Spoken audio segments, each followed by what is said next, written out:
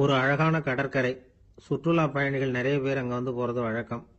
சனி ஞாயிறு கூட்டம் அதிகமாக இருக்கும். அதோட விளைவு என்னங்கிறது அடுத்த நாள் தான் தெரியும். ஆமாம், அந்த கடற்கரையை சுத்தப்படுத்துகிற தொழிலாளிகள் திங்கட்கிழமை ரொம்ப சிரமப்படுவாங்க. சனி ஞாயிறு வந்த கூட்டம் கடற்கரை பூராவும் காலி ஐஸ்கிரீம் கப்புகளை வந்து வீசி எரிஞ்சிட்டு போயிருக்கும். ஆயிரக்கணக்கான கப்புகள் அங்கே பரவலாக கிடக்கும். அதையெல்லாம் பொறுக்கி எடுத்து சுத்தம் பண்ணி ஆகணும். இதனால திங்கட்கிழமை வேலைக்கு வர்றதுக்கு எல்லாரும் பயப்படுவாங்க. அப்படி ஒரு நிலைமை. பல பேர் அன்னைக்கு வந்து லீவ் எடுத்துகிட்டு போயிடுறது வழக்கம். நமக்கு எதுக்கு இன்னைக்கு தொந்தரவுன்னு. இது ஒரு பெரிய பிரச்சனையாக இருந்தது. இதுக்கு என்ன பண்ணலாம் அப்படின்னு யோசனை பண்ணாங்க. ஒரு ஆலோசனை கூட்டத்துக்கு ஏற்பாடு பண்ணாங்களாம். அந்த நகர நிர்வாக அலுவலர்கள், பணியாளர்கள் எல்லாரும் அதில் கலந்துக்கிட்டாங்க. கூட்டம் ஆரம்பமாச்சு. ஆரம்பத்தில் சொன்னாங்க, இந்த பிரச்சனைக்கு ஒரு தீர்வு வேணும், என்ன பண்ணலாம், அதை முடிவு செய்யறதுக்கு தான் இந்த கூட்டம். இதில் நீங்கள் செய்ய வேண்டியது என்னன்னா, உங்களுக்கு தோன்றுகிற யோசனை எதுவாக இருந்தாலும் சொல்லுங்க. கொஞ்சம் கூட தயக்கம் வேண்டாம். நாம் சொல்கிற யோசனை ஈடுபடுமா படாதா அப்படின்னுலாம் யோசிக்க வேணாம். எல்லாருடைய யோசனைகளையும் அப்படியே பதிவு செய்துக்கிறோம். கடைசியாக அதிலிருந்து ஒரு சிறந்த யோசனையை தேர்வு பண்ணி அதை பயன்படுத்தலாம். இந்த சந்தர்ப்பத்தில் இன்னொரு முக்கியமான வேண்டுகோள், எவ்வளவு சாதாரணமான யோசனையாக இருந்தாலும் சரி, அது சொல்லும் பொழுது அடுத்தவங்க வந்து ஏளனம் செய்யக்கூடாது. இது ஒரு பெரிய யோசனையா அப்படின்னு சொல்லி எதையும் அலட்சியப்படுத்தக்கூடாது. இதுதான் அந்த கூட்டத்தின் ஆரம்பத்தில் செய்யப்பட்ட அறிவிப்பு. உடனே அந்த கூட்டத்தில் இருந்தவங்க ஆளுக்கு ஒரு யோசனை சொல்ல ஆரம்பிச்சாங்க. ஒருத்தர் எழுந்திருச்சார், இங்கே வர்ற சுற்றுலா பயணிகள் கிட்ட ஆளுக்கு $10 ஒரு டெபாசிட் மாதிரி வைப்பு பணமாக வாங்கிக்கணும். காலி ஐஸ்கிரீம் கப்பை திருப்பி கொடுத்தா அந்த பணத்தை திருப்பி கொடுத்துடலாம். இப்படி ஒரு ஏற்பாடு பண்ணிட்டா கப்புகளை தேடி பொறுக்கிட்டு இருக்க வேண்டியதில்லை. எல்லாம் ஒரே இடத்துக்கு வந்து சேர்ந்துடும். அப்படியே நாம் வந்து தூக்கிட்டு போய் ஒரு இடத்துல கொட்டி போடலாம் அப்படின்னார். இன்னொருத்தர் எழுந்திருச்சார், கப்பை வந்து கீழே போட்டால் $50 அபராதம் அப்படின்னு அங்கங்கே போர்டு எழுதி வச்சுடலாம். கப்புகளை போடுறதுக்கு அங்கங்கே பெரிய கூடைகளை வச்சுடலாம். நாம் சாவகாசமாக அந்த கூடைகளை சேகரம் பண்ணிக்கலாம் அப்படின்னாராம். இன்னொருத்தர் எழுந்திருச்சு கொஞ்சம் கோபமாக பேசினார். கப்புகளை வந்து அவங்க வாயிலேயே திணிச்சுடணும், அதுகளை மொன்று சாப்பிட்டு பார்த்தா தான் தெரியும் அது எவ்வளவு கஷ்டங்கிறது அப்படின்னு ரொம்ப கடுமையாக பேசியிருக்கார். இது வேடிக்கையாக தெரிஞ்சாலும் இந்த யோசனையும் பதிவு செஞ்சுக்கிட்டாங்களாம். இப்படி பல யோசனைகள். கடைசியாக எல்லாத்தையும் படித்து பார்த்துட்டு பரிசீலனை பண்ணாங்க. அப்புறம் தான் யோசனை வந்தது. இவர் வேடிக்கையாக சொன்னது கப்புகளை அவங்கவுங்க வாயிலேயே திணிச்சு சாப்பிட சொல்லணும், அதுதான் தண்டனைன்னார்ல. ஏன் அப்படி சாப்பிட்றது மாதிரியே கப்புகளை தயார் பண்ணா என்ன அப்படின்னு சிந்திக்க ஆரம்பிச்சாங்களாம். ஆகா, அதுதான் சரின்னு ஒரு முடிவுக்கு வந்தாங்க. அதிலிருந்து உருவானது தான் இந்த வேஃபர் கப்ஸ். ஐஸ்கிரீமை சாப்பிட்டு முடிச்சதும் கப்பையும் சாப்பிட்டுடலாம். கோன் ஐஸ்கிரீம் சாப்பிட்றோம்ல, அதுதான். அமெரிக்காவில் மியாமி கடற்கரையில் ரொம்ப காலமாக இருந்துகிட்டு வந்த குப்பை பிரச்சனைக்கு இப்படி தான் ஒரு தீர்வு வந்துதான். இதிலிருந்து நாம் புரிஞ்சிக்க வேண்டியது என்னன்னா, நாம் அன்றாட எத்தனையோ பிரச்சனைகளை சந்திக்கிறோம், அதுக்கெல்லாம் தீர்வு உண்டு. அது எங்கே ஒளிஞ்சிருக்குன்னு கண்டுபிடிக்கணும். அந்த அந்த யோசனையையும் நல்லா தீவிரமாக யோசிக்கணும். யார் என்ன யோசனை சொன்னாலும் அதை வந்து அலட்சியப்படுத்தக்கூடாது. அக்கறையோடு கவனிக்கணும், அதை யோசிச்சு பார்க்கணும். ஒரு அம்மா தன்னோட வீட்டுக்காரரை ஒரு மனநல மருத்துவர்கிட்ட அழைச்சிட்டு வந்தாங்களாம். டாக்டர், இவருக்கு கோன் ஐஸ்கிரீம் பிடிக்கல, பேப்பர் கப்பில் இருக்கிற ஐஸ்கிரீம் தான் வேணும்னு அடம் பிடிக்கிறார் அப்படின்னாங்களாம். அது ஒன்றும் தப்பு இல்லையேன்னாராம் டாக்டர். இதுக்கு அந்த அம்மா சொன்னாங்களாம், இவர் கப்பு ஐஸ்கிரீம் வாங்குறதுல தப்பு இல்லை டாக்டர், பிரச்சனை அது இல்லை. அப்புறம் வேற என்னன்னு கேட்டிருக்காரு. வாங்கினதும் ஐஸ்கிரீமை கீழே கொட்டிவிட்டு அந்த பேப்பர் கப்பை மட்டும் விரும்பி சாப்பிட்றார், அதனால தான் உங்ககிட்ட அழைச்சிட்டு வந்தேன் அப்படின்னு. ஒரு சிகை அலங்கார கூடம். ரொம்ப சுறுசுறுப்பாக எல்லாரும் வேலை செஞ்சுக்கிட்டு இருக்கிறாங்க. முடிவெட்டிக்க வந்திருக்கிறவங்க நிறைய பேர், எல்லாரும் வரிசையாக உட்காந்துருக்கிறாங்க. அந்த சமயத்தில் திடீர்னு கதவை திறந்துக்கிட்டு ஒருத்தர் உள்ளே வர்றார். அவர் ஒரு பெரிய மனிதர். அவரும் முடிவெட்டிக்கிறதுக்காக தான் உள்ளே வந்திருக்கிறார். அவரை பார்த்த உடனே அங்கே வரிசையில் உட்காந்துருந்தவங்க எல்லாரும் எழுந்திரிச்சு அவர்கிட்ட வந்துட்டாங்க. அவரை சுற்றி நின்றுட்டாங்க. எப்படி இருக்கிறீங்க, நல்லா இருக்கீங்களா அப்படின்னு விசாரிக்க ஆரம்பிச்சிட்டாங்க. எல்லாம் முடிஞ்சதும் வந்தவர் கேட்டார், வரிசையில் கடைசியாக இருக்கிறவர் யார் அப்படின்னு கேட்டார். ஏன்னு கேட்டாங்க. நான் அதுக்கு அடுத்தபடியாக உட்காரணும், அதுக்காக தான் கேட்குறேன் அப்படின்னார். உடனே அங்கே இருந்தவங்கெல்லாம் என்ன சொன்னாங்க தெரியுமா, நீங்கள் வந்து வரிசையில் காத்திருக்கக்கூடாது, நீங்கள் அரசாங்கத்தின் தலைவர், உங்களுக்கு நேரம் முக்கியம், அதனால் நீங்கள் முன்னாடி போங்க அப்படின்னு சொன்னாங்க. ஆனால் அதை அவர் கேட்கல. தோழர்களே, உங்களுடைய கருத்துக்கு ரொம்ப நன்றி. எல்லாரும் வரிசையாக தான் வரணும், அதுதான் முறை. வரிசையில் வரணுங்கிற நடைமுறையை நானும் பின்பற்ற விரும்புகிறேன். நாம் எல்லாரும் சமமானவர்கள் அப்படின்னார். இப்படி சொல்லிவிட்டு வரிசையில் கடைசியாக இருந்த ஒரு நாற்காலியில் போய் உட்காந்துக்கிட்டார். தன் சட்டை பையில் இருந்த ஒரு செய்தித்தாளை எடுத்தார், படிக்க ஆரம்பிச்சிட்டார். ஆனால் அங்கே இருந்தவங்களால இதை வந்து பார்த்துக்கிட்டு சும்மா இருக்க முடியல. ஒருத்தர் எழுந்திரிச்சு வந்தார். ஐயா, இப்போ என்னுடைய முறை வந்திருக்குது, நான் தான் போக வேண்டிய முறை.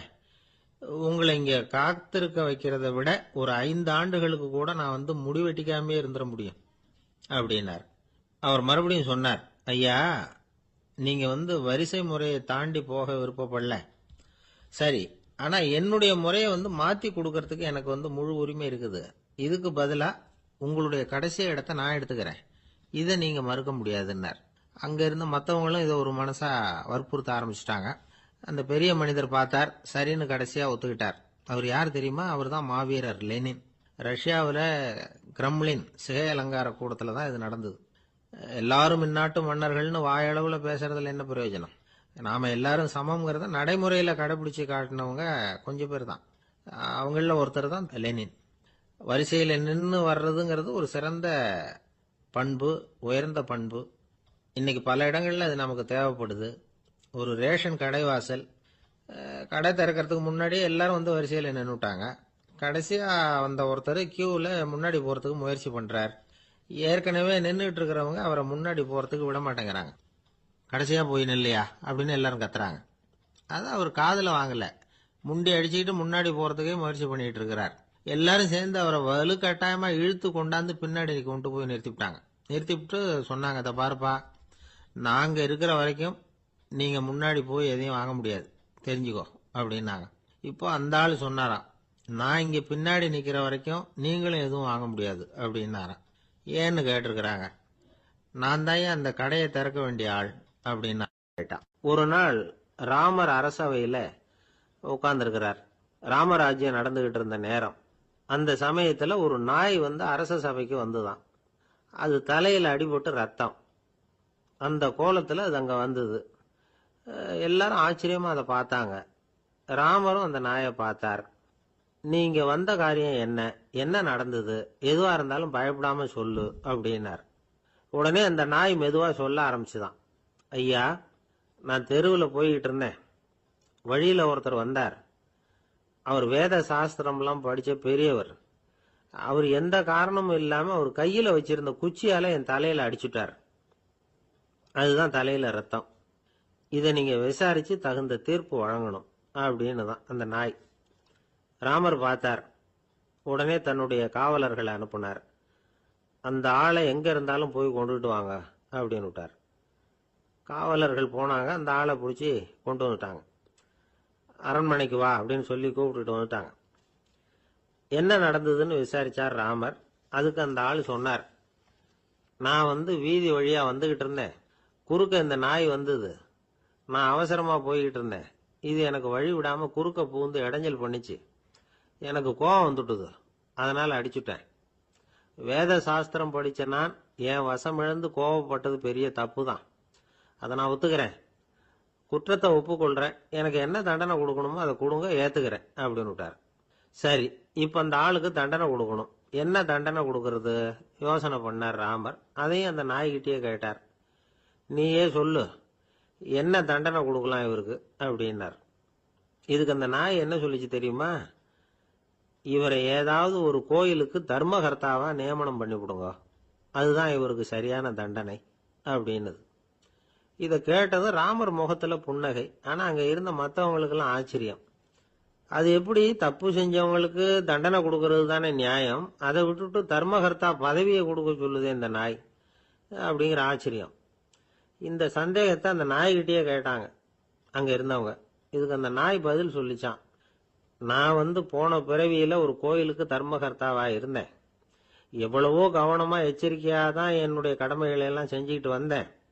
அப்படி இருந்தாலும் சில சமயங்கள்ல என்னையும் மீறி கோயில் செல்வத்தை நான் அனுபவிக்கிறதுக்கு காரணம் ஆயிட்டேன். ஒரு கோவிலுக்கு தர்மகர்த்தாவா இருக்கிறவங்க எப்படியும் இந்த பாவத்திலிருந்து தப்பிக்கிறது கஷ்டம். அதனாலதான் நான் இந்த பிறவியில நாயா பிறந்து இப்படி கஷ்டப்படுறேன். இதே நிலைமை இந்த ஆளுக்கும் ஏற்படணும் அப்படிங்கிறதுக்காக தான் அவரையும் ஒரு கோயிலுக்கு தர்மகர்த்தாவை நியமிக்கும்படி கேட்டுக்கிட்டேன் அப்படின்னு தான் இந்த நாய். இதுல இருந்து என்ன தெரியுது?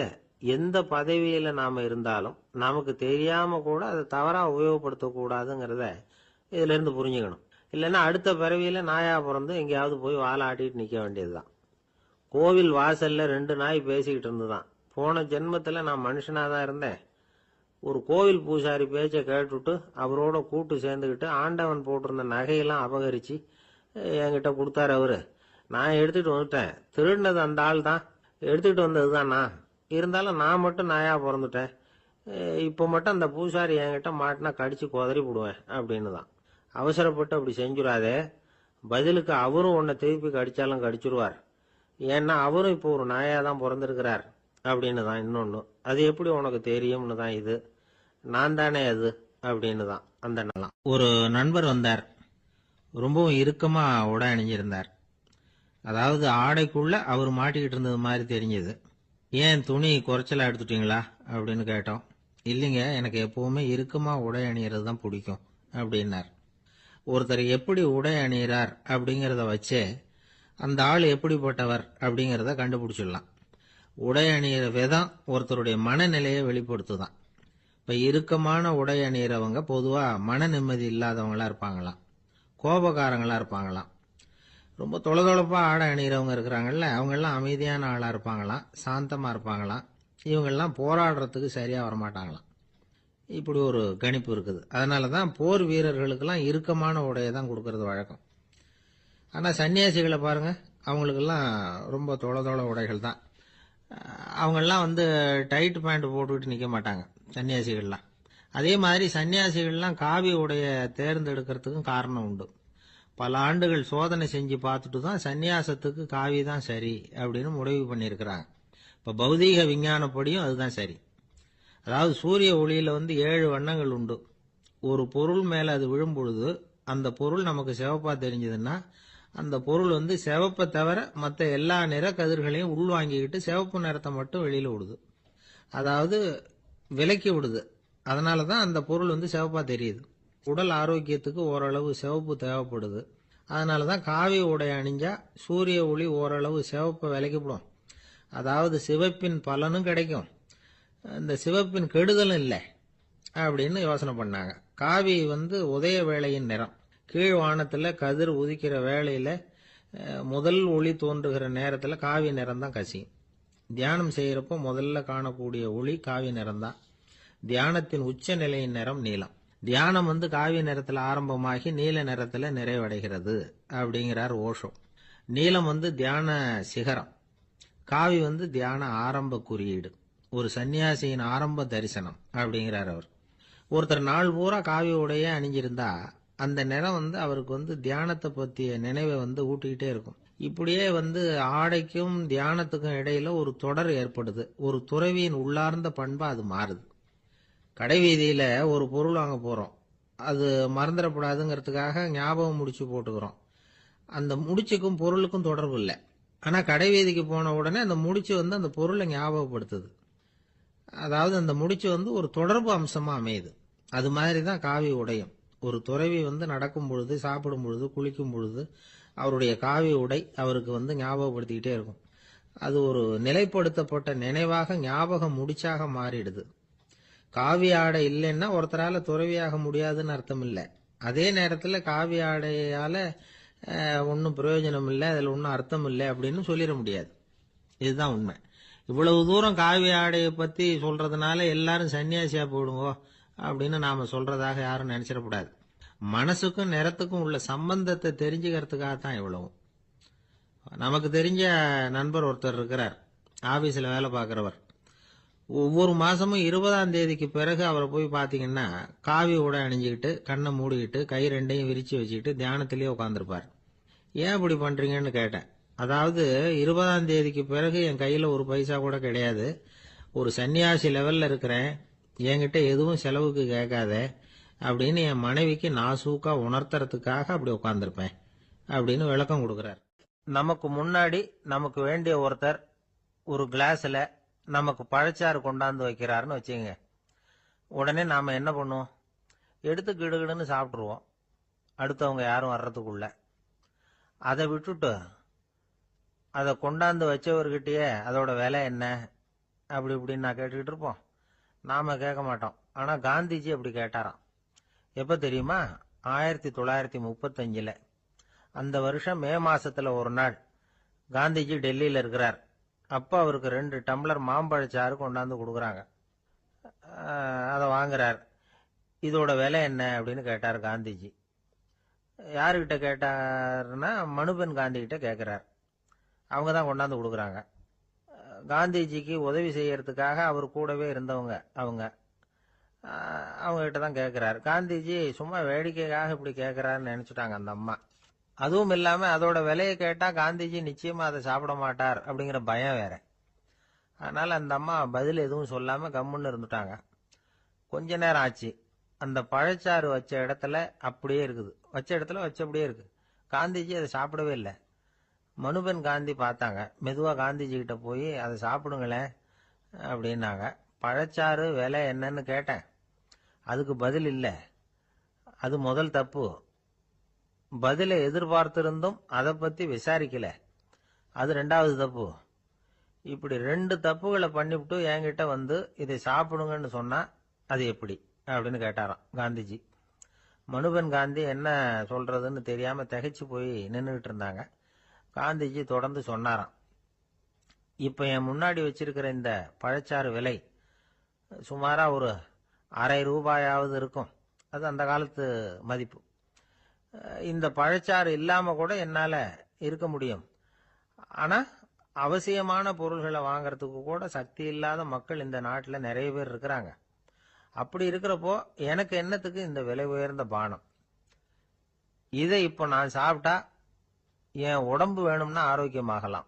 ஆனா என் மனசு அமைதி அடையாது. எனக்கு என்னுடைய உடல் ஆரோக்கியத்தை விட மன ஆரோக்கியம்தான் முக்கியம். அதனால இதை நான் சாப்பிட மாட்டேன், எடுத்துட்டு போயிடு அப்படின்னாராம். அந்த சமயத்துல ஒரு அகதி பொண்ணு 2 குழந்தைகளோட காந்திஜியை பார்க்கறதுக்காக வந்தது. வணக்கம் சொல்லிச்சு.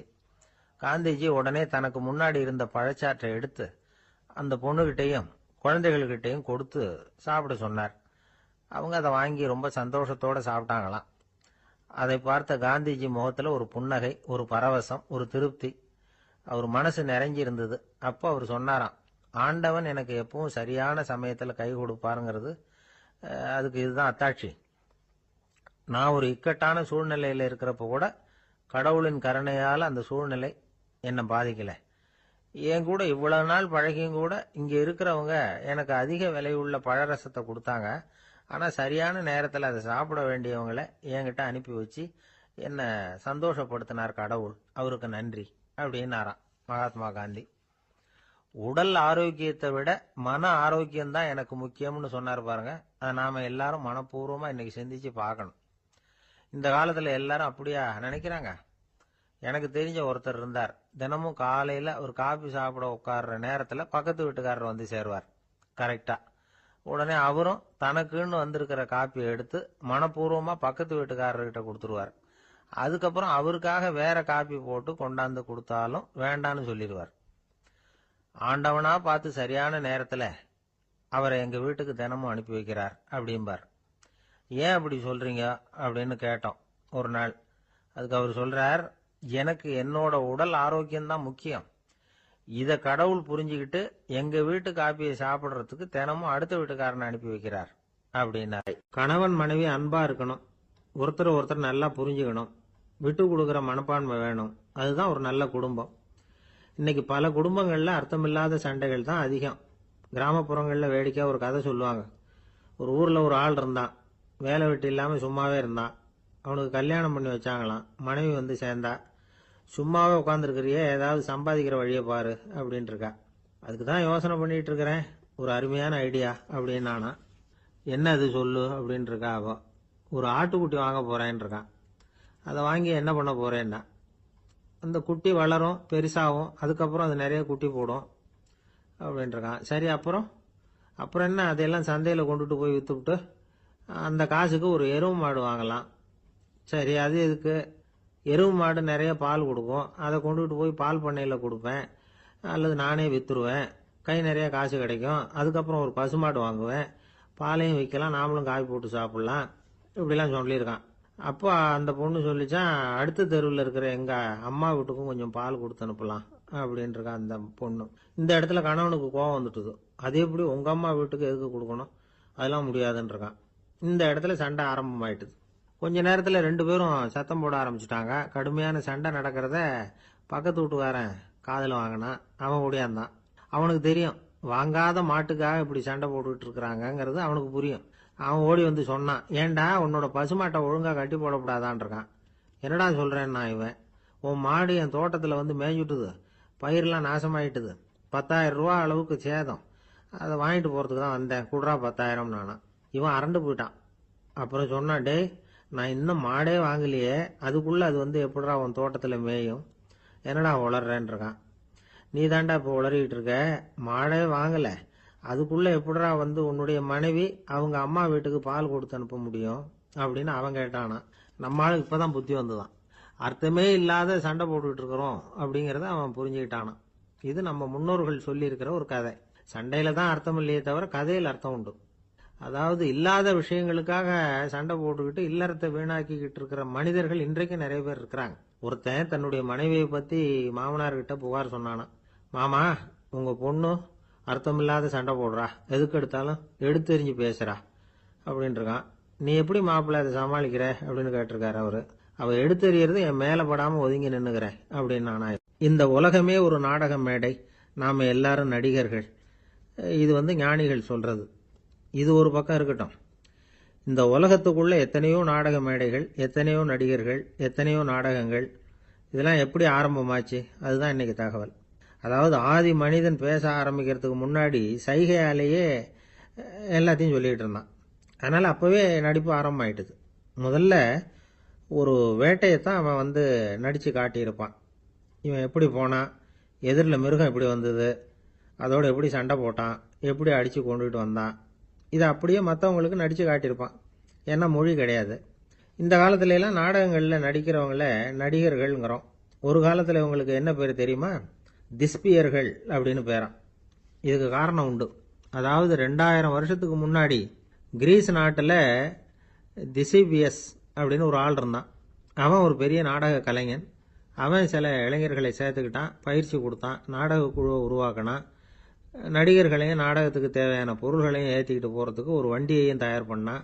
அந்த வண்டியிலேயே அவன் வந்து கிரேக்க நாடு பூராவும் சுற்றினான், ஊர் ஊராக நாடகம் போட்டான். ஒரு ஊருக்கு போனதும் அங்கே நாடகம் நடத்த தியேட்டர் இருக்கா அப்படிங்கன்னெல்லாம் பார்க்கறது இல்லை அவன். ஏன்னா அப்போலாம் தியேட்டர்னா என்னென்ன தெரியாது. நாடகம்னா அது ஒரு மூடிய கொட்டைக்குள்ளே தான் நடத்தணுங்கிறது அப்போ யாருக்குமே தோணலை. இந்த வண்டி போகும், அதுவே ஒரு பகுதி, அப்படியே ஒரு மேடை மாதிரி விரிச்சிக்கும். அதில் ஏறி நின்றுக்கிட்டு நாடகத்தை நடித்து காட்டுவாங்களாம். மக்கள்லாம் எதிரில் தரையில் உட்காந்து அதை பார்த்துக்கிட்டு இருக்கிறது. உலகத்தின் முதல் நடமாடும் தியேட்டர் இது தானே. இந்த திசிபிஎஸ் தான் முதலாக உலகத்தில் நாடகம்ங்கிற பொழுதுபோக்கை நடத்தி காட்டினவன் அப்படின்னு சொல்கிறாங்க. அவன் சொந்தமாக நாடகம் எழுதுனா, நடித்தான், நாடகத்தை இயக்கினான். அதனால தான் அவனை வந்து first man of the theatre அப்படின்னு சொல்லுவாங்க. அவன் தான் நாடக மேடையின் முன்னோடி. கிரேக்கர் காலத்திலேயே நாடக ஆசிரியர்கள், நடிகர்கள், ரசிகர்கள் இவங்கெல்லாம் உருவாயிட்டாங்களாம். நாடகத்தின் சரித்திரத்தில் இந்த 3 பிரிவும் ரொம்ப முக்கியம். அதாவது கிரேக்க தியேட்டர்கள்லாம் திறந்த வெளி மேடைகள் தான். பெரும்பாலும் மலைச்சரிவுகள், அதுவே படிப்படியாக பண்ணியிருப்பாங்க. கீழே அரைவட்ட வடிவில் மேடை, அதுக்கு ஆர்கெஸ்ட்ரான்னு பேர். பிற்காலத்தில் இதில் உட்காந்து இசைக்குழுவினர் வந்து வாய்ச்சதுனால இசைக்குழுவுக்கே ஆர்கெஸ்ட்ராங்கிற பேர் வந்துட்டுது. இப்போ கிரேக்க தியேட்டர்களில் ஒன்று, அதோட காலம் வந்து கிமு 340. அதை இன்னமும் பாதுகாத்து வச்சிருக்கிறாங்களாம். எபிடாரஸ் அப்படிங்கிற இடத்துல அது இருக்குதான். இன்னமும் அந்த தியேட்டரை பயன்படுத்திக்கிட்டு வர்றாங்களாம். சிறந்த கிரேக்க நாடகங்கள்லாம் அங்கே நடிக்கிறாங்களாம். ஆரம்ப காலத்திலேயே கட்டணம் கிடையாது. அப்புறம் பின்னாடி தான் நுழைவு கட்டணம்லாம் அப்படியே வந்துட்டு தான். நடிகர்கள் வந்து பளபளப்பான ஆடைகள் உடுத்தியிருப்பாங்களாம். இந்த குதிகால் உயர்ந்த காலணிகள் போட்டிருப்பாங்களாம். இதெல்லாம் பழைய குறிப்புகள். பலவிதமான உருவங்களில் மாஸ்க் அப்படின்னு சொல்லப்படுற முகமூடி. அதனால் ஒரே நடிகர் பல வேடங்களில் நடிக்கிறது உண்டான். ஆரம்பத்தில் பெண் நடிகர்கள் கிடையாது, எல்லாம் ஆண் நடிகர்கள் தான். ரோமானியர்கள் தான் முதல் நிரந்தர நாடக மேடையை கட்டினவங்க. அதுதான் முதல் தியேட்டர். கிமு 1048 காலகட்டத்தில் பாம்பிங்கிற நகரத்தில் அதை கட்டியிருக்கிறாங்களாம். கிரேக்க ரோமானிய தியேட்டர்களின் அடிப்படையிலேயே இந்த இத்தாலிய வடிவ அமைப்பாளர்கள் இந்த குதிரை லாட வடிவில் ஒரு ஆடிட்டோரியத்தை உருவாக்கினாங்களாம். இப்படி அதை பற்றி நிறைய தகவல் இருக்குது. 1576 லண்டனில் இந்த வின்ஸ்பர்ரி, அப்புறம் இந்த பில்ட்ஸில், அப்புறம் ஜேம்ஸ் இப்படிங்கிற ஒரு முயற்சியால் தான் இங்கிலாந்தில் முதல் தியேட்டர் உருவாச்சான். அப்படி ஒருத்தர் இருந்தாராம். உலக நாடக மேடையின் வரலாறு இதுதான். அதாவது இப்பெல்லாம் அறிவியல் வளர்ச்சி அதிகமாயிட்டுது, திரைப்படம், தொலைக்காட்சி எல்லாம் வந்தாச்சு. ஒவ்வொரு வீடுமே ஒரு குட்டி தியேட்டர் மாதிரி ஆயிட்டுது. தொலைக்காட்சி முன்னாடி உட்காந்தா எழுந்திருக்கவே மனசு வர்றதில்லை. ஒரு அம்மா ஒரு மனோதத்துவ டாக்டரை தேடிட்டு வந்தாங்களாம் இந்த காலத்துல. டாக்டர், எங்க வீட்டுக்காரர் எப்ப பார்த்தாலும் டிவி முன்னாடி உட்காந்துக்கிட்டு அதையே வெறிச்சு பார்த்துக்கிட்டு இருக்கிறார், உத்து பார்த்துக்கிட்டு இருக்கார், எனக்கு சந்தேகமா இருக்குன்னாங்களாம். இது மனக்கோளாறு இல்லைங்க, ஆர்வ கோளாறு, அவ்வளவுதான், இதுக்காக பயப்படாதீங்கன்னாராம் டாக்டர். அப்படி இல்லை டாக்டர், டிவி ஓடும் பொழுது நாம எல்லாம் அதை பார்க்கறோம் சரி, ஆனா அவர் அப்படி இல்லை, டிவியை நிறுத்தினதுக்கு அப்புறமும் அதையே உத்து பார்த்துட்டு உட்காந்துருக்கிறார், அதனாலதான் சந்தேகப்பட்டு உங்ககிட்ட வந்தேன் அப்படின்னாங்களாம். ஒரு ஊர்ல ஒரு மன்னன் இருந்தான், கொடுங்கோல் மன்னன். நிறைய தொந்தரவு பண்ணிக்கிட்டு இருந்தான். அவன் ஒரு தடவை என்ன பண்ணான் தெரியுமா? ஒரு தப்பும் பண்ணாத ஒரு இளைஞனை பிடிச்சி ஜெயிலில் அடைச்சுட்டான். அந்த பையனோட சொந்தக்காரங்கள்லாம் ராஜா கிட்ட போனாங்க. அவன் ஒரு தவறும் பண்ணல, அவனை விடுதலை பண்ணுங்க அப்படின்னு கெஞ்சி கேட்டுக்கிட்டாங்க. மன்னன் யோசனை பண்ணான். அந்த இளைஞனை கூப்பிட்டுக்கிட்டு வர சொன்னான். அவனை கொண்டாந்து ராஜா முன்னாடி நிறுத்தினாங்க. இதை பாருப்பா, உன்னை நான் விடுதலை பண்ணுவேன், ஆனா ஒரு கண்டிஷன், அந்த நிபந்தனையை நீ நிறைவேற்றினா உனக்கு விடுதலை அப்படின்னா மன்னன். சரின்னு ஒத்துக்கிட்டான் பையன். மன்னன் கண்டிஷன் என்னங்கிறத சொன்னான். உங்ககிட்ட ஒரு செம்மறி ஆட்டை கொடுக்க போறேன், ஒரு மாசத்துக்கு அதுக்கு தேவையான தீனியையும் கொடுக்க போறேன். ஒரு மாசம் கழிச்சு அந்த ஆட்டை எடை போட்டு பார்ப்பேன். அந்த ஆட்டின் எடை கொஞ்சம் கூட கூடி இருக்கக்கூடாது. எடை கூடி இருந்தா உனக்கு விடுதலை கிடையாது. என்ன சொல்ற அப்படின்னா. பையனுக்கு ஒன்றும் புரியல, பயமா போயிட்டுது. குழம்பிக்கிட்டே நின்றுகிட்டு இருக்கிறான். சரி, ஒரு நாள் டைம் தரேன், நல்லா யோசனை பண்ணி பார்த்துட்டு நாளைக்கு உன் முடிவை சொல்லு அப்படின்னா மன்னன். பையன் கவலையோட வெளியில வந்தான். அங்க ஒரு பெரியவர் நின்றுகிட்டு இருந்தார். அவர்கிட்ட விஷயத்த சொன்னான். அந்த பெரியவர் இந்த பையனுக்கு காதோட காதா ஒரு வழியை சொல்லி கொடுத்தார். அதை கேட்டதும் பையன் மறுபடியும் மன்னன் முன்னாடி நின்னா, உங்க நிபந்தனையை ஏத்துக்கிறேன்னு சொன்னான். மன்னன் ஒரு ஆட்டுக்குட்டியையும் அதுக்கு ஒரு மாசத்துக்கு தேவைப்படுற தீவனத்தையும் கொடுக்கும்படியா உத்தரவு போட்டான். கொடுத்தாங்க, ஓடிட்டு போயிட்டான். ஒரு மாசம் தினமும் தவறாம அந்த தீவனத்தை ஆட்டுக்குட்டிக்கு போட்டுக்கிட்டு இருக்கிறான். ஒரு மாசம் கழிச்சு அந்த ஆட்டை அரண்மனைக்கு ஓட்டிட்டு போனான். மன்னன் அதை எடை போட்டு பார்க்கறான், எடை கூடவே இல்லை, அப்படியே தான் இருக்குது. உடனே போட்ட நிபந்தனைப்படி அந்த இளைஞனை விடுதலை பண்ணிவிட்டான். சரி, ஆட்டுக்கு எடை கூடாம இருக்கிறதுக்கு அந்த பெரியவர் சொல்லி கொடுத்த யோசனை என்ன அப்படின்னா, அது வேற ஒண்ணும் இல்லை. அந்த ஆட்டுக்கு எதிரில் அது கண்ணுல படுற மாதிரி ஒரு ஓநாயை கட்டி போட சொன்னார். அவ்வளவுதான். ஆட்டுக்கு ஓநாய்ங்கிறது பிறவி பகை. ஓநாயை பார்த்தா ஆடு நடுங்க ஆரம்பிச்சிரும், அவ்வளவு பயம்.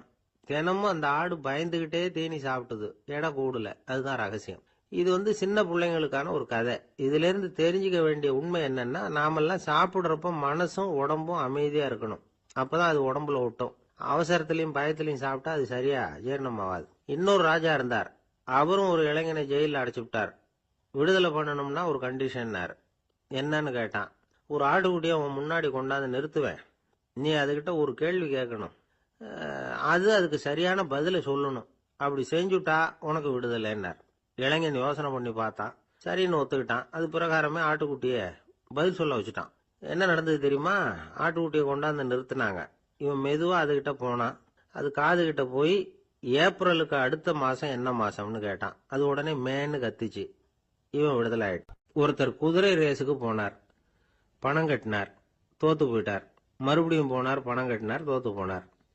அடுத்த தடவையும் பணம் கட்ட போனப்போ அவரை தடுத்து கேட்டோம், ஏன் சார், ஏற்கனவே விட்டது போதாதா, இன்னமும் இருக்கிறத விடணுமா அப்படின்னு கேட்டோம்.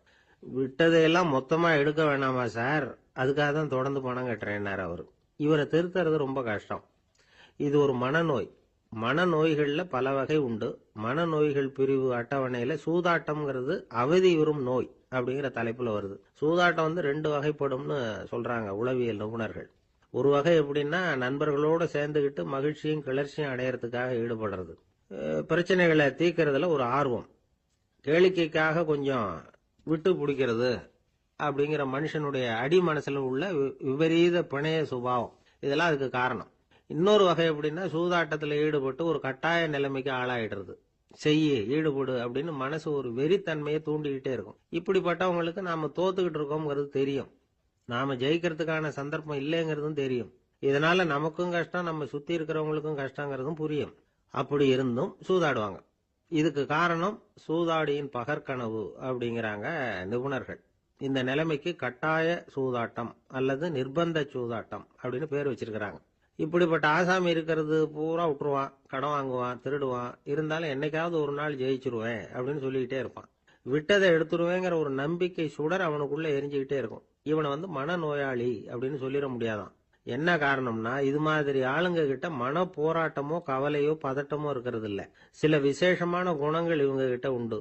எதிர்ப்பு உணர்ச்சி, சிறுபிள்ளைத்தனம், சட்ட திட்டங்களையும் சம்பிரதாயங்களையும் உட தெரியாத மனப்போக்கு, பொறுப்பில்லாத தன்மை, நெறி தவறி நடக்கிறது எல்லாம் இவங்க கிட்ட உண்டு. ஆனா வெளிப்பார்வைக்கு ரொம்ப சிநேகமா இருப்பாங்க, அன்பா இருப்பாங்க. அப்படி இருக்கிறதாக காட்டிக்குவாங்க. ஆதாயம், சுயலாபம் இதெல்லாம் கருதி தான் பழகுவாங்க. இவங்க கேட்கறப்ப நாம பணம் கொடுக்கலன்னு வச்சுக்கோங்க, நம்மளை கை விட்டுருவாங்க. நம்ம மேல அபாண்டமா பழி சுமத்துறது கூட தயங்க மாட்டாங்க. தங்களுடைய சூதாட்ட நடவடிக்கைகளுக்கு சாதகமான காரணங்களை சொல்லிட்டு இருப்பாங்க. நீ வேணும்னா பாரு, ஒரே நாள்ல நான் இழந்ததையெல்லாம் மீட்டு லட்சாதிபதி ஆறனா இல்லையா பாரு அப்படிம்பாங்க. தோத்து போறத ஒரு படிப்பினையா இவங்க எடுத்துக்கிறதே இல்லை. தோத்து போறதுலேயே இவங்களுக்கு ஒரு அலாதியான சுகம்.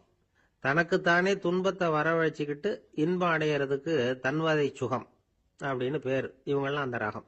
சில பேர் எப்படி தெரியுமா, மந்திர எண்ணங்களை வரவழைச்சிக்கிறது, சூதாடுறதுக்காக ஆபீஸ்ல கையாடல் பண்றது, அடுத்தவங்க கிட்ட இருந்து திருடுறது. இந்த மந்திர எண்ணம் தீவிரமாச்சுன்னா ஒரு மாதிரியா பேச ஆரம்பிச்சிருவாங்க. தோல்விதான் சார் வெற்றிக்கு முதல் படியும்பாங்க.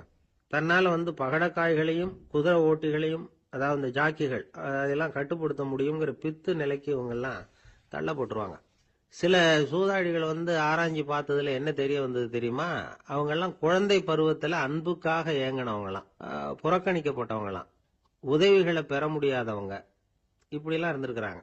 இவங்க வளர வளர மற்றவங்க சௌகரியம் பற்றி அக்கறை இல்லாதவங்களா ஆயிடுறாங்க. அதிர்ஷ்ட தேவதை தன்னோட இருக்கிறாங்க அப்படிங்கிற அசையாத நம்பிக்கை இவங்களுக்கு. இவங்களை திருத்துறது ரொம்ப கஷ்டம். அதனால பந்தயம், சூதாட்டம் இது மாதிரியான விஷயங்களை விட்டு விலகியே இருக்கிறது தான் நமக்கு நல்லது. ஒரு ஆள் சொன்னான், என்னுடைய குதிரை வேகமா ஓடுறதுக்கு என்ன வழி அப்படின்னு கால்நடை மருத்துவர்கிட்ட யோசனை கேட்டேன். அவர் ஒரு பாட்டில் நிறைய மாத்திரைகளை கொடுத்து தினம் 2 மாத்திரை வீதமா கொடுக்க சொன்னார். முதல் நாள் 2 மாத்திரையை கொடுத்துட்டு அது மேலே ஏறி உட்கார்றதுக்கு போனேன். அவ்வளவுதான். அதுக்குள்ள அது அம்பு மாதிரி பாஞ்சு ஓடி போச்சு. நான் இன்னும் உட்காரவே இல்லை, அதுக்குள்ள பாஞ்சு ஓடி போச்சு அப்படின்னா. அடடா, அப்புறம் நீங்க என்ன பண்ணீங்க அப்படின்னு கேட்டாங்க. என்ன பண்றது, மீதி மாத்திரை பூராவே நான் முழுங்கி விட்டு அதுக்கப்புறம் துரத்தி பிடிச்சி அது மேலே ஏறி உட்கார்ந்தேன் அப்படின்னா அவன். ஒரு நீதிமன்றம், அங்க ஒரு கொலை வழக்கு சம்பந்தமா விசாரணை நடந்துகிட்டு இருக்குது. அந்த வழக்கறிஞர் ரொம்ப தீவிரமா வாதாடிட்டு இருக்கிறார். தன்னுடைய கட்சிக்காரர் நிரபராதிங்கிறது அவருக்கு நல்லா தெரியும். அதனாலதான் அவர் சார்பா வாதாடுறதுக்கே ஒத்துக்கிட்டார். அப்படி அவர் மும்முரமா வாதாடிக்கிட்டு இருக்கிற சமயத்துல அவசரமா தந்தி ஒன்று சேர்ந்தது. அதை வாங்கி படிச்சு பார்த்தார். அதுக்கப்புறம் அதை மடிச்சு தன்னுடைய கோட்டு பையில வச்சுக்கிட்டு தொடர்ந்து வாதாட ஆரம்பிச்சிட்டார். பேசி முடிச்சாரு. அதுக்கப்புறம் அங்க கோர்ட்ல இருந்த சக வக்கீல்கள் அவர்கிட்ட வந்தாங்க. தந்தி ஒன்று வந்ததே, என்ன விஷயம் அப்படின்னு விசாரிச்சாங்களாம். அப்போ அவர் சொல்லியிருக்கிறார், ஊர்ல சிகிச்சைக்காக போயிருந்த என்னுடைய மனைவி இறந்து போனதா தந்தி வந்திருக்குது அப்படின்னாராம். மற்ற வக்கீல்களுக்கு அதிர்ச்சி. என்னங்க இது, மனைவி இறந்ததை விட கேஸ் முக்கியமா உங்களுக்கு அப்படின்னு கேட்டிருக்கிறாங்க. இறந்து போன என் மனைவி மறுபடியும் திரும்பி வர போறதில்ல. ஆனா என்னுடைய கட்சிக்காரர் ஒரு கொலை வழக்கில் மாட்டிக்கிட்டார். அவரோ நிரபராதி. அவர் உசுரை நான் காப்பாற்ற வேணாமா, இதுதான் என்னுடைய கடமை அப்படின்னாராம். இப்படி இவர் சொன்னது எல்லாரும் அப்படியே திகைச்சு போய் நின்னுட்டாங்களாம். சரி, கடமைக்கு முக்கியத்துவம் கொடுத்த அந்த வழக்கறிஞர் யார் தெரியுமா? அவர் தான் இரும்பு மனிதர் சர்தார் வல்லபாய் பட்டேல்.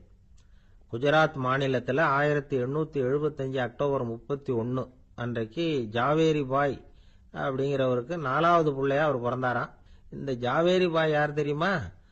ஜான்சி ராணி லட்சுமி பாய் போர் படையில ஒரு வீரரா பணிபுரிஞ்சவர். இளம் வயசுல வல்லபாய் படேல் ரொம்ப சிரமப்பட்டு படிச்சிருக்கார். விடாமுயற்சி வெற்றியை கொடுத்தது. கல்லூரியிலையும் காலடி வச்சார். அதுக்கப்புறம் வக்கீல் பட்டத்தையும் வாங்கினார். பிரிட்டிஷ் ஆட்சி நடந்துகிட்டு இருந்த சமயம் குஜராத்தை சேர்ந்த பர்டோலி தாலுகாவில் விவசாயிகள் மேல அரசாங்கம் திடீர்னு நில வரியை வசதி விட்டுதான்.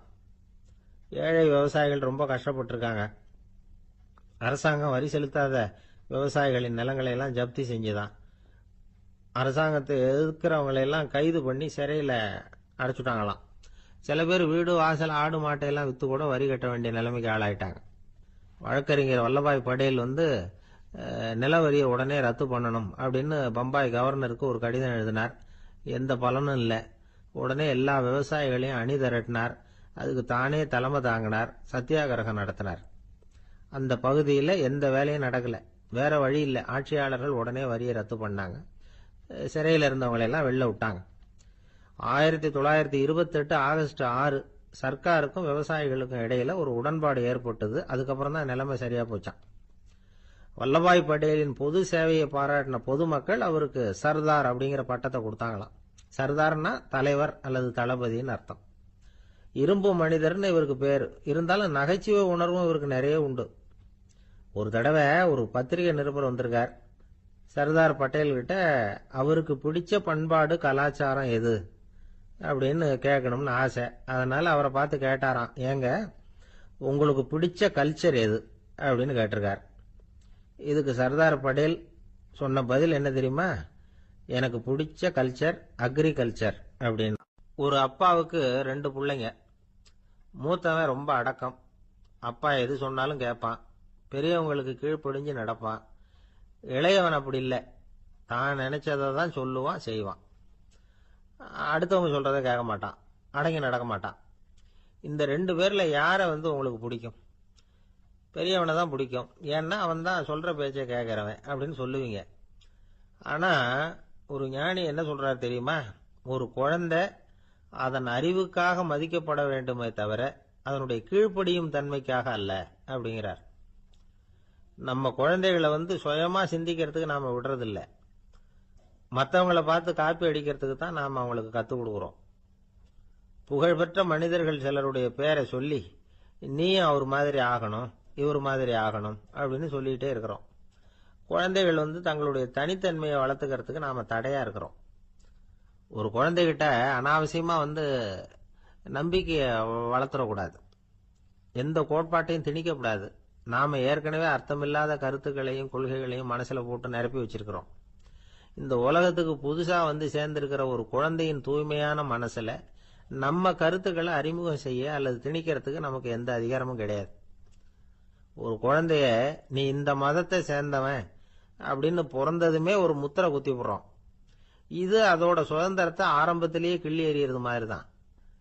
நீங்க ஒரு மதத்தின் வழிமுறைகளை கடைபிடிச்சிட்டு வர்றீங்க, அந்த வழியில போய்கிட்டு இருக்கிறீங்க, சரி, அதனால போறீங்க. அதுக்காக உங்க குழந்தையையும் அதே வழியில தான் வரணும் அப்படின்னு கட்டாயப்படுத்துறதுக்கு உங்களுக்கு என்ன உரிமை இருக்குது? அந்த குழந்தை சுயமா சிந்திச்சு ஒரு முடிவுக்கு வரட்டுமே, அதுக்கு நீங்க ஏன் தடையா இருக்கிறீங்க? நமக்கு உண்மையிலேயே நம்ம குழந்தை மேல அன்பு இருந்தா இது மாதிரி திணிப்பு வேலைகளை செய்யக்கூடாது. திணிப்பு வேலைகள்ல இருந்து குழந்தைகளை காப்பாத்தினா போதும். அதுதான் ரொம்ப முக்கியம். அடுத்த தலைமுறை அற்புதமான தலைமுறையா உருவாகும். நாம தான் சாதி மத சங்கடங்கள்ல மாட்டிக்கிட்டு தவிக்கிறோம். அவங்களாவது சாதி மத வேறுபாடு இல்லாத சமுதாயத்தை பார்க்கட்டுமே, அந்த சௌகரியங்களை அனுபவிக்கட்டுமே.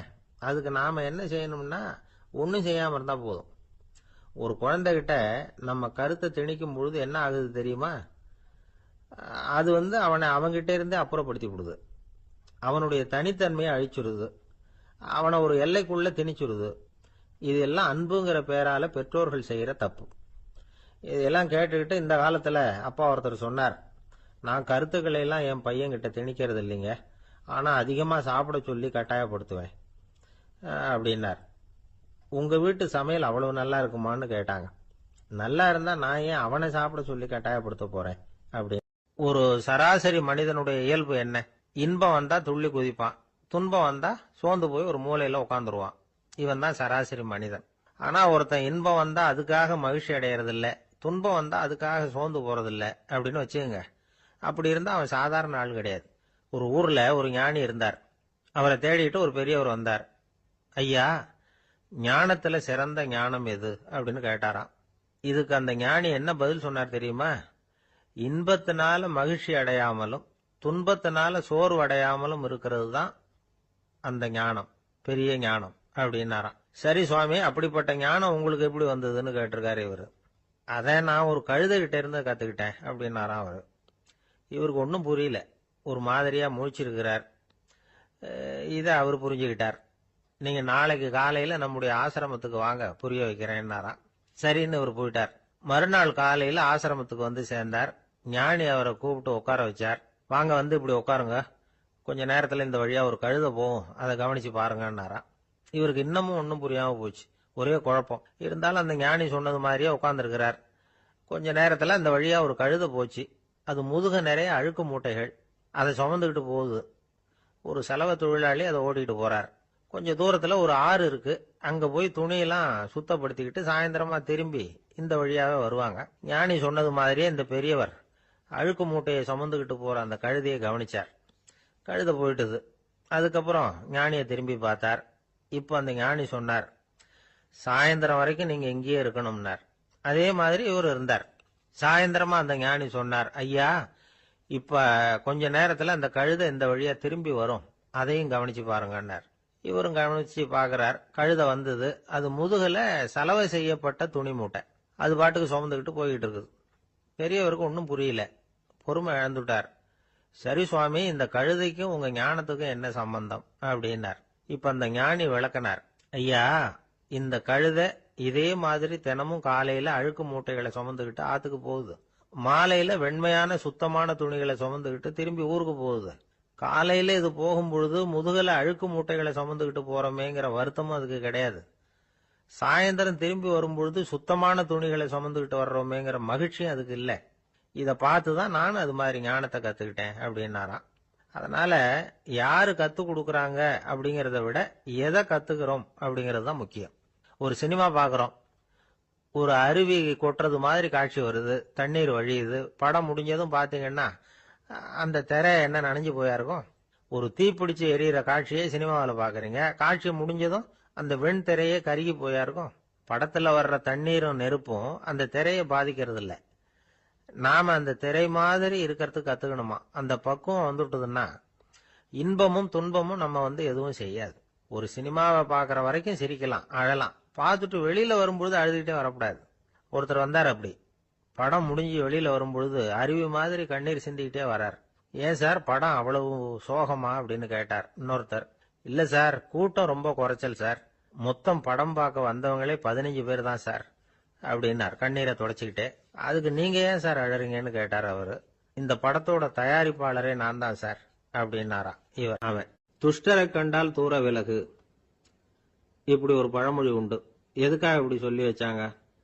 துஷ்டன் ஏதாவது தொந்தரவு கொடுப்பான், அதனால அவனை கண்டா பயந்துகிட்டு ஓடி ஒளிஞ்சுக்கோ அப்படின்னா இதுக்கு அர்த்தம் அப்படி இல்லை. ஒரு துஷ்டன் கிட்ட நெருங்கி போறோம்னு வச்சுக்கோங்க, அவன் நமக்கு கெடுதலான ஆலோசனைகள் எதையும் சொல்லலாம், அல்லது அவன் தீய உணர்வுகள் உள்ளவனா இருக்கலாம், அல்லது தீய செயல்கள் செய்யக்கூடியவனா இருக்கலாம், அல்லது தீய நட்புனால அவன் ஏற்கனவே கெட்டு போனவனா கூட இருக்கலாம். இப்படிப்பட்டவனை நெருங்கி போனா அவனோட பாதிப்பு நமக்கும் வந்துடும். அதனால விலகி போ அப்படின்னு சொல்றாங்க. இதையே கொஞ்சம் விவரமா இப்ப பாப்போமே. இப்ப இந்த துஷ்டர்களை 4 வகையா பிரிக்கிறாங்க. இந்த 4 வகைக்கும் உதாரணம் வேணும்னா வேற எங்கேயும் போக வேண்டியதில்லை, மகாபாரதத்தை பார்த்தாவே போதும். அதுல இந்த 4 வகையான தீயோரும் வர்றாங்க. முதல் வகைக்கு உதாரணம் சகுனி. இவன் மனசுல எப்பவும் தீய எண்ணங்கள் தான் நிறைஞ்சி இருக்கும். கனவுல கூட தீய ஆலோசனைகள். யாராவது ஒருத்தர் நல்லபடியா வாழ்ந்தா அதை இவனால சகிச்சுக்க முடியாது. இப்படிப்பட்டவனோட நெருங்கிய தொடர்பு துரியோதனனுக்கு கிடைச்சது. துரியோதனன் எப்படின்னா, அவன் ஏற்கனவே தீய காரியங்கள் செய்யறதுக்கு தயங்காதவன். அப்படிப்பட்டவனுக்கு தீய போதனைகள் செய்யறதுக்கு சகுனி உதவுனா. இந்த 2 பேரோட சகவாசம் இன்னொருத்தனுக்கு கிடைச்சது. அவன் யாருன்னா துச்சாதனன். அவன் தீய நடத்தை உள்ளவன். இந்த 3 பேரும் ஒண்ணு சேர்ந்தா என்னத்துக்கு ஆகும்? உலகமே கெட்டு போடும்ல. இந்த 3 துஷ்டர்களோட நல்லவன் ஒருத்தன் சேர்ந்தான். அவன் தான் கர்ணன். கர்ணன் இயல்பாவே உத்தம குணம் உள்ளவன்.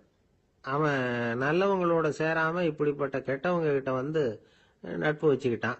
அதனால அவனும் தீய செயல்களில் ஈடுபடுறது மாதிரி ஆயிடுது. துரியோதனனுடைய நண்பனா அவனுடைய ஆதரவுல வளர்ந்ததுனால அவனுக்கு துணையா இருக்க வேண்டி இருக்குது அப்படின்னா. நட்பு உரிமையினால உதவி புரிய வேண்டியது சரிதான், அது தப்புன்னு சொல்ல முடியாது. இருந்தாலும் தீய செயல்களுக்கு உதவி செய்யறது சரியில்லை. புத்தி பலம் புஜ பலம் எல்லாம் இருந்தா கூட தெய்வ பலம் இல்லைன்னா ஜெயிக்க முடியாது. கர்ணன் மகா வீரன். இருந்தாலும் கடைசியில் அவன் கதி என்னாச்சு? அவங்ககிட்ட எல்லா நல்ல குணங்களும் இருந்தது. இருந்தாலும் ஏன் இப்படி ஆச்சு? தீயவர்களுடைய சேர்க்கை தான் காரணம். அவங்களோட சேர்ந்ததுனால இவனையும் அப்படியே நினைக்க ஆரம்பிச்சுட்டாங்கல்ல. 4 வகை துஷ்டர்கள்ல இவனும் ஒரு வகை அப்படின்னு சொல்ல ஆரம்பிச்சிட்டாங்க. அதாவது தீய ஆலோசனைக்கு சகுனி, தீய உணர்வுகளுக்கு துரியோதனன், தீய செய்கைக்கு துச்சாதனன், தீய நட்புக்கு கர்ணன். இப்படி உதாரணம் ஆயிட்டான். அதனாலதான் துஷ்டரை கண்டால் தூர விலகு அப்படின்னு சொன்னாங்க. அது புராண காலம். இப்பெல்லாம் நிலைமை கொஞ்சம் வேற விதமா இருக்குது.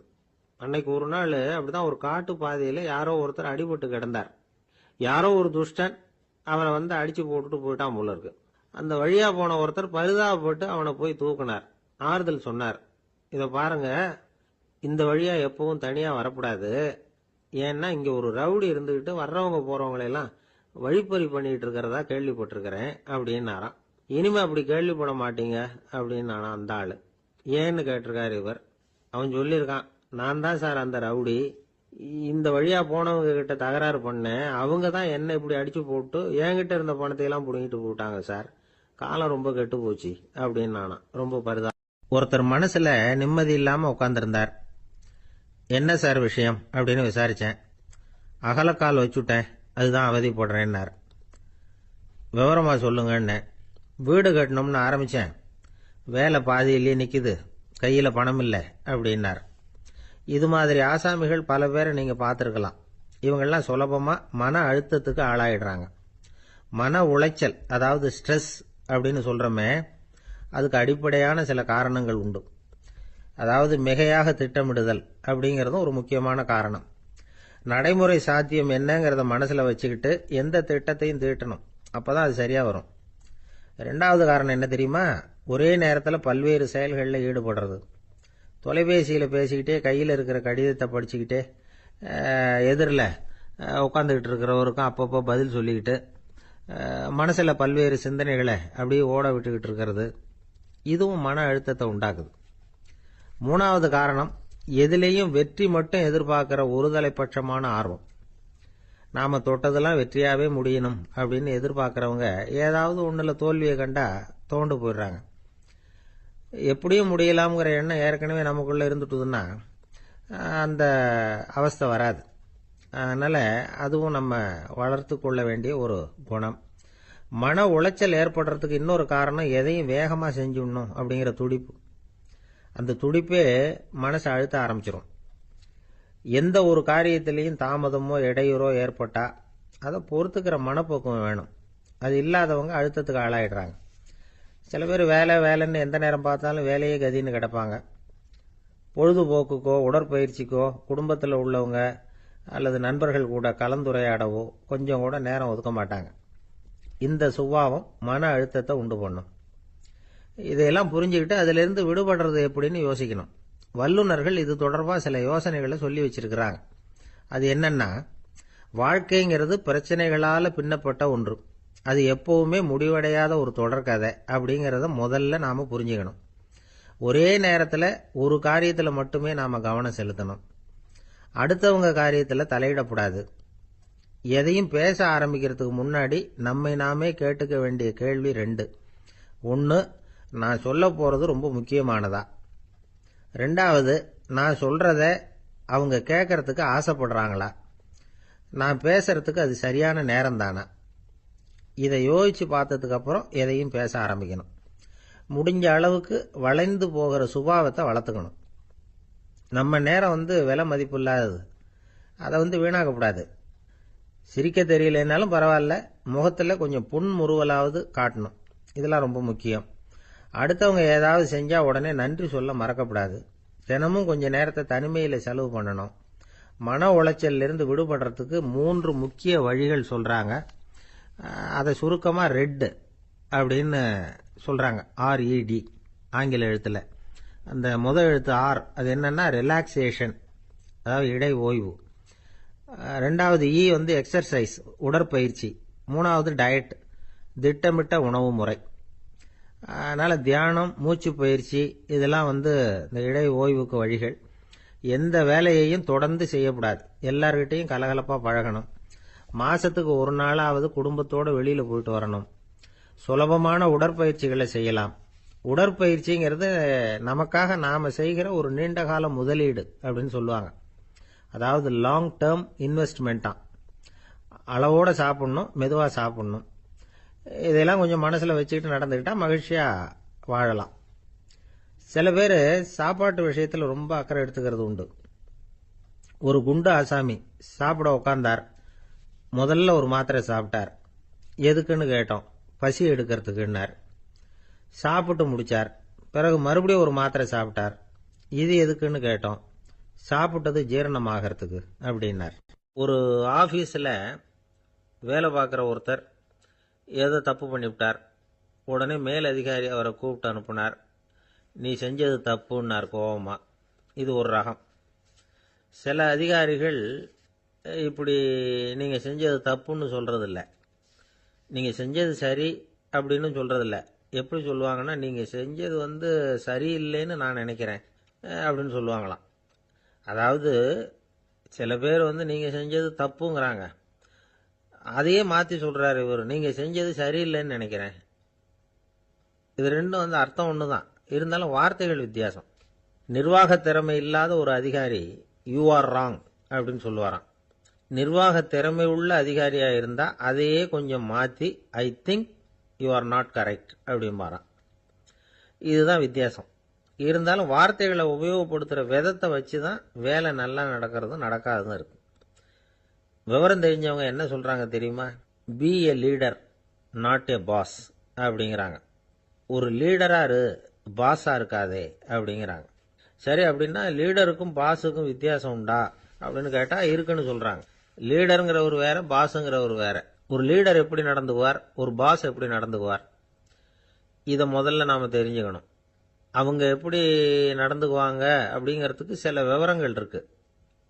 அதை கேட்டோம்னா நாம் புரிஞ்சுக்கலாம் அதை. அதாவது பாஸுங்கிறவர் விரட்டிக்கிட்டே இருப்பார், லீடருங்கிறவர் ஊக்கப்படுத்திக்கிட்டே இருப்பார். நாளைக்கு சாயந்தரத்துக்குள்ள அந்த வேலையை செஞ்சு முடிக்கலைன்னா தொலைச்சி விடுவோம் தொலைச்சி அப்படிம்பார் அவர். இவர் எப்படி சொல்லுவார்னா, இது வரைக்கும் நீங்கள் செஞ்சிருக்கிற வேலை ரொம்ப அற்புதம் அப்படிம்பார். பாஸுங்கிறவர் அதிகாரத்தை நம்பி செயல்படுறவர், லீடருங்கிறவர் நல்லெண்ணத்தை நம்பி செயல்படுறவர். நம்மகிட்ட அதிகாரம் இருக்கு, பவர் இருக்கு, அதனால காரியத்தை சாதிச்சுடலாம் அப்படின்னு நினைக்கிறவர் அவர்.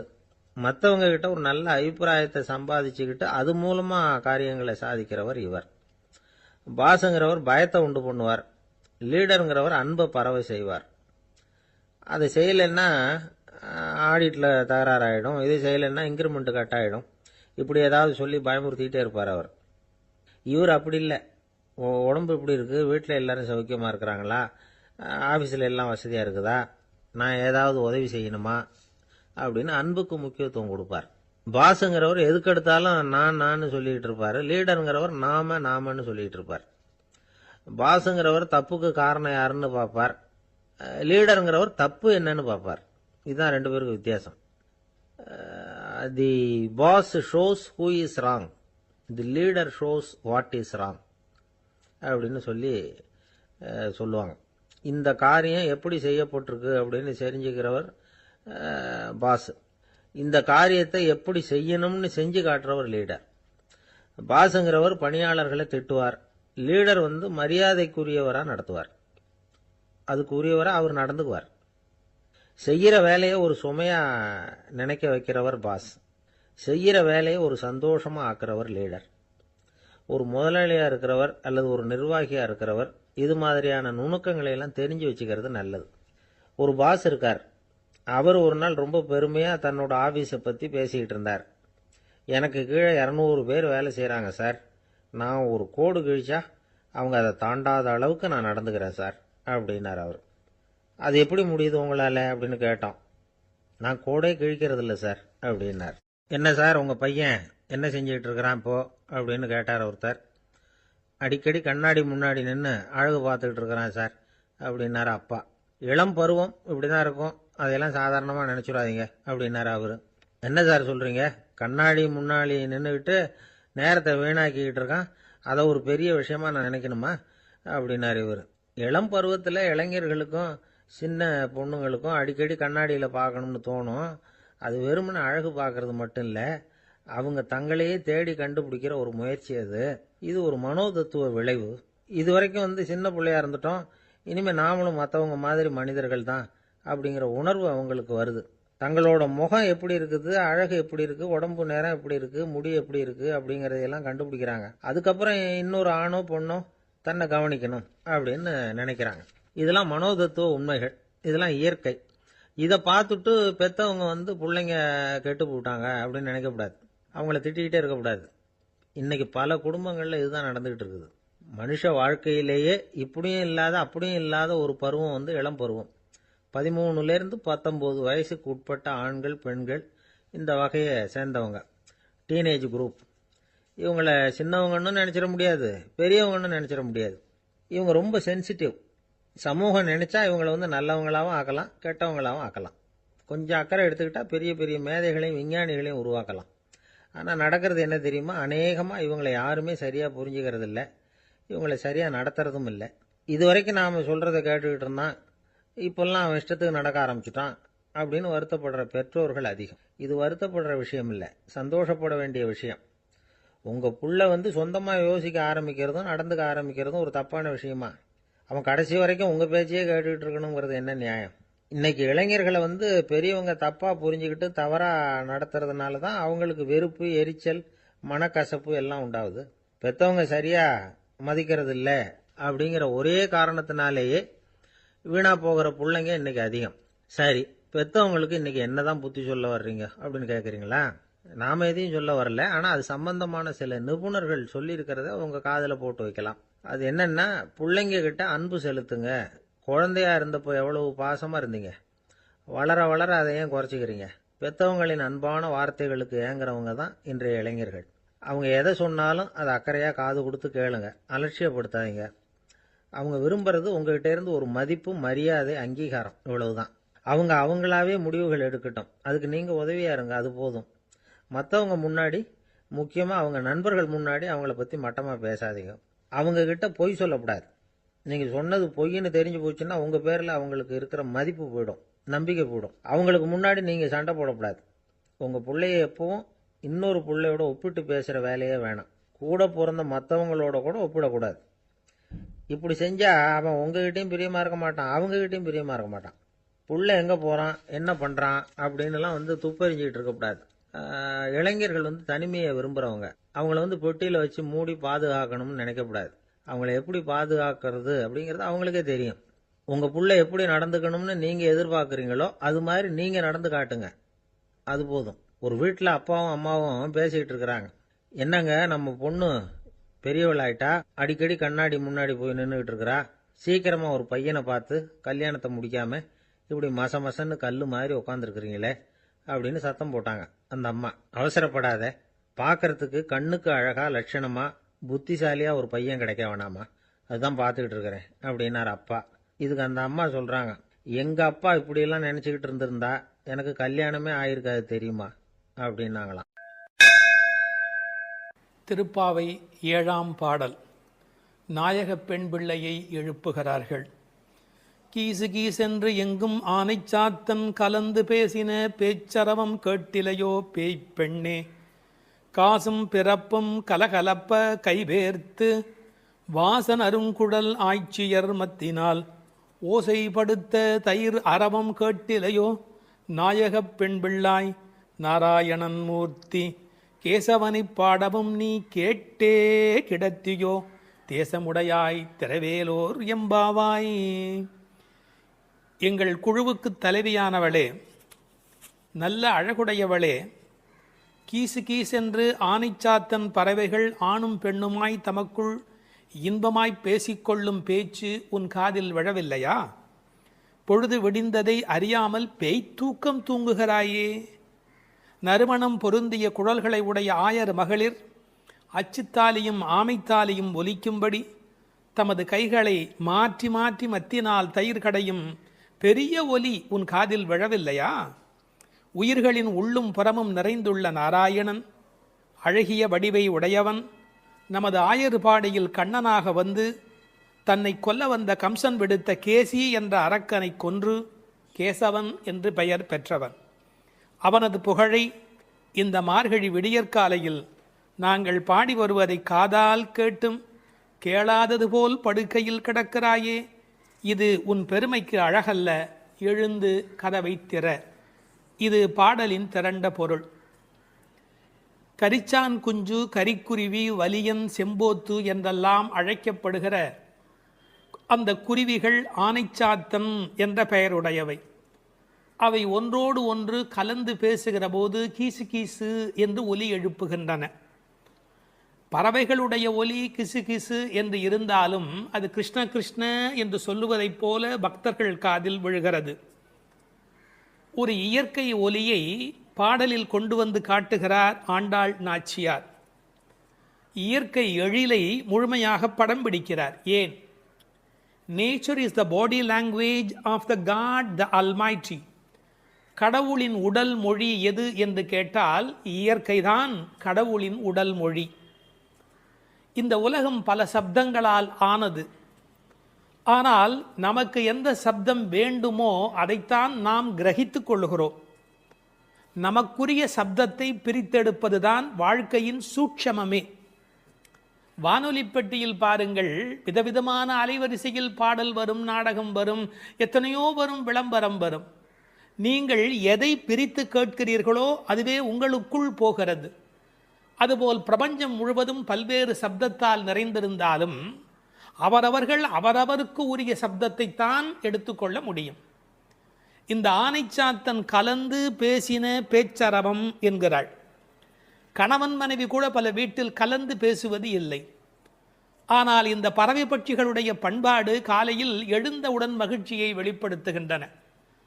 மனிதன் காலையில் எழுகிற போது மகிழ்ச்சியோடு எழ வேண்டும். நேற்று இரவு தூங்கினோம், அது ஒரு பெரிய விஷயம். இன்று காலை உயிரோடு எழுந்திருக்கிறோம், அதுவும் பெரிய விஷயம். அதனால் மகிழ்ச்சியோடு அந்த மகிழ்ச்சியை கடவுளுக்கு நன்றி சொல்வதைப் போல பறவை பட்சிகள் சப்தஜாலம் எழுப்புகின்றன. அவை பேசின பேச்சரவம் என்று ஒரு வார்த்தை பயன்படுத்துகிறார். பேச்சு என்பது தெளிவானது, அரவம் என்பது ஒலியை குறிப்பது, ஓசையை குறிப்பது. பெரிய சப்தத்துக்கு அரவம் என்று பொருள் வரும். இவர்கள் தனித்தனியாக பேசுகிறார்கள், மொத்தமாக கேட்கிற போது சப்தம் மட்டும்தான் கேட்கிறது. எதையுமே கூட்டமாக குழப்பிக்கொண்டால் நமக்கு புரிய போவதில்லை. கூர்ந்து தனியாக கவனித்தால்தான் பேச்சு கிடைக்கும், இல்லை என்றால் அரவம் தான் கிடைக்கும். பேசின பேச்சரவம் கேட்டிலையோ பேய்ப்பெண்ணே. இந்த பாடல்ல மோனை பேசின பேச்சரவம் கேட்டிலையோ பேய் பெண்ணே, அந்த பகரம் மோனையாக அமைந்திருப்பது ஒரு பெரிய அழகு. நீங்கள் உண்மையில் நல்ல விழிப்பில் இருந்தால், காலையில் மகிழ்ச்சியாக இருந்தால், பறவைகளின் குரல் மட்டுமல்ல, அவை தங்கள் சிறகுகளை சிலுசிலுப்பதை கூட நம்மால் கவனிக்க முடியும். அப்படி இவர்கள் அந்த ஆனைச்சாத்தனுடைய ஒலியை கேட்டு மகிழ்கிறார்கள். முதலிலே ஒன்னிரண்டு ஒலி எழுப்பியது, அதனால் கேட்கவில்லை என்று இந்த உள்ளே படுத்திருக்கிறவள் சொல்ல முடியும். அடி ஒன்று ரெண்டு அல்ல, இப்போது அரவம் பெரிதாக கூச்சல் போடுகிறதே, உனக்கு புரியவில்லையா என்ற அர்த்தத்தில் பேசின பேச்சரவம் என்றார்கள். இவள் உறக்கத்தை பேய்ப்பெண்ணே, பேய்போல் தூங்குகிறாயே என்று கேட்கிறார்கள். உண்மையிலே பேயாய் அலைகிறான் என்றுதான் சொல்வார்களே ஒழிய பேயாய் தூங்குகிறான் என்று சொல்ல மாட்டார்கள். ஒரே விஷயத்தில் தீவிரத்தன்மை காட்டுகிற போது என்ன இப்படி பேய் மாதிரி அலையரே என்று பேசுவது வழக்கம். இவள் தீவிரத்தன்மையினாலே, கண்ணன் மீது கொண்ட காதலினாலே இப்படி கிடக்கிறாளா, அல்லது தமஸ் என்கிற தாமத குணத்தின் காரணமாக இப்படி கிடக்கிறாளா? இது ஒரு பெரிய கேள்வி. சில பேர் ஒரு கோயில் குடமுழுக்குக்கு வேலை செய்வார்கள், பேயாக வேலை செய்வார்கள். அந்த குடமுழுக்கு வெற்றி பெறுவதற்கு வேண்டிய வகையில் அல்லும் பகலும் பாடுபட்டு கொண்டே இருப்பார்கள். குடமுழுக்கு வேளையில் போய் தூங்கி விடுவார்கள். இந்த உழைத்த களைப்பு காரணமாக அந்த கும்பாபிஷேகம் நடக்கிற போது போய் தூங்கி விடுவார்கள். அப்படி ஒருவேளை இன்றைக்கு நோன்புக்கு போகிறோமே, நீ இப்படி தூங்கலாமா? நாயக பெண்பிள்ளாய் முதலில் பேய்ப்பெண்ணே என்று அழைத்தவர்கள் பின்னாலே நாயக பெண்பிள்ளாய் தேசமுடையாய் என்று அழைக்கப் போகிறார்கள். பேய் என்றவுடன் தாழ்வாய் நினைத்துவிட வேண்டாம். பேயனாய் ஒழிந்தேன் எம்பெருமானுக்கே யானும் ஒரு பேயனே என்று குலசேகர ஆழ்வார் அருமையாக அதை வேறு ஒரு கோணத்தில் பாடி காட்டுகிறார். இவர்களை எழ ஒட்டாதபடிக்கு செய்வது எது என்றால், அந்த கண்ணன் மீது கொண்ட அளவற்ற காதல் அல்லது பிரேமை ஒரு காரணமாக இருக்கலாம். அடுத்த ஒரு ஓசையை வர்ணிக்கிறார், இயற்கையை சொல்லி நமக்கு புரிய வைக்கிறார். பெண்கள் தயிர் கடைகிறார்கள். அந்த பெரிய ஆய்ச்சிமார்கள் தயிர் கடைகிற போது அவர்கள் கழுத்தில் அணிந்திருக்கிற தாலி, அதுவும் காசும் பிறப்பும் கலகலப்ப கைவேர்த்து, அச்சுத்தாலி ஆமைத்தாலி என்பார்கள். இதை கொஞ்சம் புரிந்து கொள்வது கடினம். இளம் வயதிலிருந்தே பெண்களுக்கு தங்க காசு கொடுத்து கொண்டே வருவார்கள். அந்த தங்க காசு தான் பெண்ணுக்கு உண்மையிலேயே மிகப்பெரிய சீதனம். அவர்களுக்கு தங்கத்தின் மூலம் சேமிப்பு நிகழும். தங்கள் சேமிப்பை காசாக்கி கையிலே வைத்திருப்பார்கள். திருமணமாகி அடுத்த வீட்டுக்கு போகிற போது அவர்களுக்கு ஆமைத்தாலி, கொஞ்சம் புடைத்த மாதிரி 2 உருண்டையாக இருக்கும், அதற்கு ஆமைத்தாலி என்று பெயர். அந்த காசும் பிறப்பும் அது ரெண்டையுமே கழுத்திலே கோர்த்து போட்டிருப்பார்கள் மஞ்சள் கயிற்றில். இந்த காசையும் மாட்டிக்கொள்வார்கள். அதன் பிறகு இந்த ஆமைத்தாலி என்கின்ற அந்த உருண்டையான தாலியையும் மாட்டிக்கொள்வார்கள். அப்படி தயிர் கடைகிற போது ரெண்டும் ஒன்றோடு ஒன்று மோதி ஒரு பெரிய ஒலியை எழுப்புகிறது. என்ன டிராமாட்டிக்காக அதை கொண்டு வந்து நம்முடைய கண் முன்பாக காட்டுகிறாள் பாருங்கள். கண் முன்பாக அந்த காட்சி படப்பிடிப்பு போல வந்து நிற்கிறது. காலையில் வெண்ணெய் கடைகிறார்கள். ஏன் தெரியுமா? வெயில் ஏறி விட்டால் வெண்ணெய் உருகிவிடும், கண்ணனும் விட்டு வைக்க மாட்டார். எனவே அதிகாலையிலே கடைய வேண்டும் என்று வெண்ணெய் கடைகிறார்கள். பகவான் ராமகிருஷ்ணர் ஓர் உதாரணம் சொல்லுகிறார். வெண்ணெய் கடைகிறவர்கள் விடியற்காலையில் கடைவார்கள். காரணம், வெயில் வந்து விட்டால் வெண்ணெய் இளகிவிடும். அதுபோல் பக்தி வர வேண்டிய வயது இளம் வயது. உங்களுக்கு வயதாகிவிட்டால் உலகத்தின் வெப்பத்தில் அது உருகி ஓடிவிடும். எனவே இளம் வயதில் பக்தி வெண்ணெய் திரள வேண்டும், காலையில் மோர் கடைவது தயிர் கடைவது போலே என்று பகவான் ராமகிருஷ்ணர் ஒரு கருத்து சொல்வார். கை பேர்த்து கடைய முடியல, மலை மாதிரி வெண்ணெய், பார்க்கடல் மாதிரி பானை, எவ்வளவு நேரம் அந்த மத்தை போட்டு உருட்டி கொண்டே இருக்கிறது. கை மாற்றி கை பேர்த்து. காலையிலேயே இந்த பெண்கள் தலையில் பூச்சூடி இருக்கிறார்கள். இவர்கள் குழலுக்கே வாசம் இருக்கிறது. வாசனரும் குழலாய்ச்சியர் மத்தினால் ஓசைப்படுத்த தயிர் அரவம் கேட்டிலையோ. அந்த ஓசையிலே ஒரு அழகு இருக்கிறது. பித்தகோரஸ் கொல்லறு பட்டறையிலே ஏற்படுகிற ஒலியை வைத்துக்கொண்டு அந்த இரும்பின் அடர்த்தி என்ன என்று சொல்ல முடியும் என்று சொல்கிறார். அடர்த்தியான இரும்பு வர வர அதை தட்டுகிற அந்த ஒலி ஓசை மாறிக்கொண்டே போகும் என்று சொல்லுகிறார். ஒலி அழகை பற்றி மகாகவி பாரதி ஒரு மனிதனை ஒலியும் ஓசையும் என்ன பாடுபடுத்துகிறது என்பதை குறிப்பிடுகிறார். காணப்பறவை கலகலமெனும் ஓசையிலும், காற்று மரங்கள் இடை காட்டும் இசைகளிலும், ஆற்று நீரோசை அருவி ஒலியினிலும், நீலப் பெருங்கடல் என் நேரமுமே தான் இசைக்கும் ஓலத்திடையே உதிக்கும் இசையினிலும், மானுட பெண்கள் வளரும் ஒரு காதலினால் ஊனுருக பாடுவதில் ஊரிடும் தேன் வாரியிலும், ஏற்ற நீர் பாட்டின் இசையினிலும், நெல்லிடிக்கும் கோற்றொடியார் குக்குவென கொஞ்சும் ஒலியினிலும், சுண்ணம் இடிப்பார்தம் சுவை மிகுந்த பண்களிலும், பண்ணை மடவார் பழகுபல பாட்டினிலும், வட்டமிட்டு பெண்கள் வளைக்கரங்கள் தாமொலிக்க கொட்டி இசைத்திடுமோர் கூட்டமுத பாட்டு கோரஸ் கூட்டமுத பாட்டினிலும், வேயின் குழலோடு வீணை முதலாம் மனிதர் வாயினிலும் கையாலும் வாசிக்கும் பல்கருவி நாட்டினிலும் காட்டிலும், நாளெல்லாம் நந்தொலிக்கும் பாட்டினிலும் நெஞ்சை பறிகொடுத்தேன் பாவினான் என்று மகாகவி பாரதி பாடுகிறார். இசையினுடைய வலிமை அது. அப்படி ஓசைப்படுத்த தயிரரவம் கேட்டிலையோ. நாயகப் பெண் பிள்ளாய் நீ எங்கள் தலைவியாயிற்றே. நாராயணன் மூர்த்தி, எப்பேற்பட்ட வலிமையுடையவன், எப்பேற்பட்ட பெருமையுடையவன் எம்பெருமான். அந்த எம்பெருமான் திருப்பெயரையும் கல்யாண குணங்களையும் பேசுவதுதான் பாசுரத்தினுடைய நோக்கமே. கேசி என்கிற ஒரு அரக்கனை வென்றவன், அதனால் கேசவன் என்கிற பெயரை பெற்றவன். கேசவனை பாடவும் நீ கேட்டே கிடத்தியோ. ராமாவதார காலத்திலே கரதூஷண வதம் முடிந்தவுடனே சீதை ஓடி வந்து கட்டிக்கொள்ளுகிறாள். அப்படி கேசிவதம் நிகழ்ந்தது என்று சொன்ன உடனே நீ கண்ணனை கட்டிக்கொள்வதற்கு எழுந்து வருவாய் என்று பார்த்தால், நல்லவேளை கண்ணனுக்கு ஆபத்து இல்லை என்று நெஞ்சை பிடித்து கொண்டு தூங்குகிறாயா. கேசவனை பாடவும் நீ கேட்டே கிடத்தியோ. கேசமுடையாய், இதான் பெண்களுடைய இயல்பு. எவ்வளவுதான் பெண்கள் மாறினாலும் அடுத்த பெண்ணினுடைய கூந்தல் எவ்வளவு நீளம் என்பதை பற்றி யோசிப்பார்கள். கேசமுடையாய் திரவேலோர் எம்பாவாய் என்று இந்த பாசுரம் நிறைவு பெறுகிறது. ஒரு சிறு திருத்தம். தேசமுடையாய் என்றும் ஒரு பாடம் உண்டு. கேசமுடையாய் என்பதை விட தேசமுடையாய் என்ற பாடல் வரியிலே பொருள் ஆழம் சுவை கூடுதலாக இருக்கிறது என்று கருதுவதற்கு இடமுண்டு. காரணம், அவள் அழகான கூந்தலை உடையவள் என்ற பொருளிலே 1-2 பதிப்புகளிலே கேசமுடையாய் என்கிற பாடம் இருக்கிறது. ஆனால் தேசமுடையாய் என்ற சொல்லுக்கு பொருள் ஒளியுடையவளே என்பது பொருள். ஒரு பெண்ணை வர்ணிக்கிற போது ஒளிதான் பிரதானம், பொன்னின் ஒளி பூவின் வெறி என்று சீதா பிராட்டியாரை கவிச்சக்கரவர்த்தி கம்பன் வர்ணிக்கின்றார். கண்ணனுடைய நினைப்பில் எப்போதும் ஒளி உடையவளாக விளங்குகின்றாள் என்ற பொருளிலே தேசமுடையாய் என்கிற பாடம் சுவையான, அழுத்தமான, ஆழமான, பெரும்பகுதி பதிப்புகளில் காணப்படுகிற பாடம் என்பதையும் சொல்லிக்கொள்ள விரும்புகிறேன். வணக்கம்.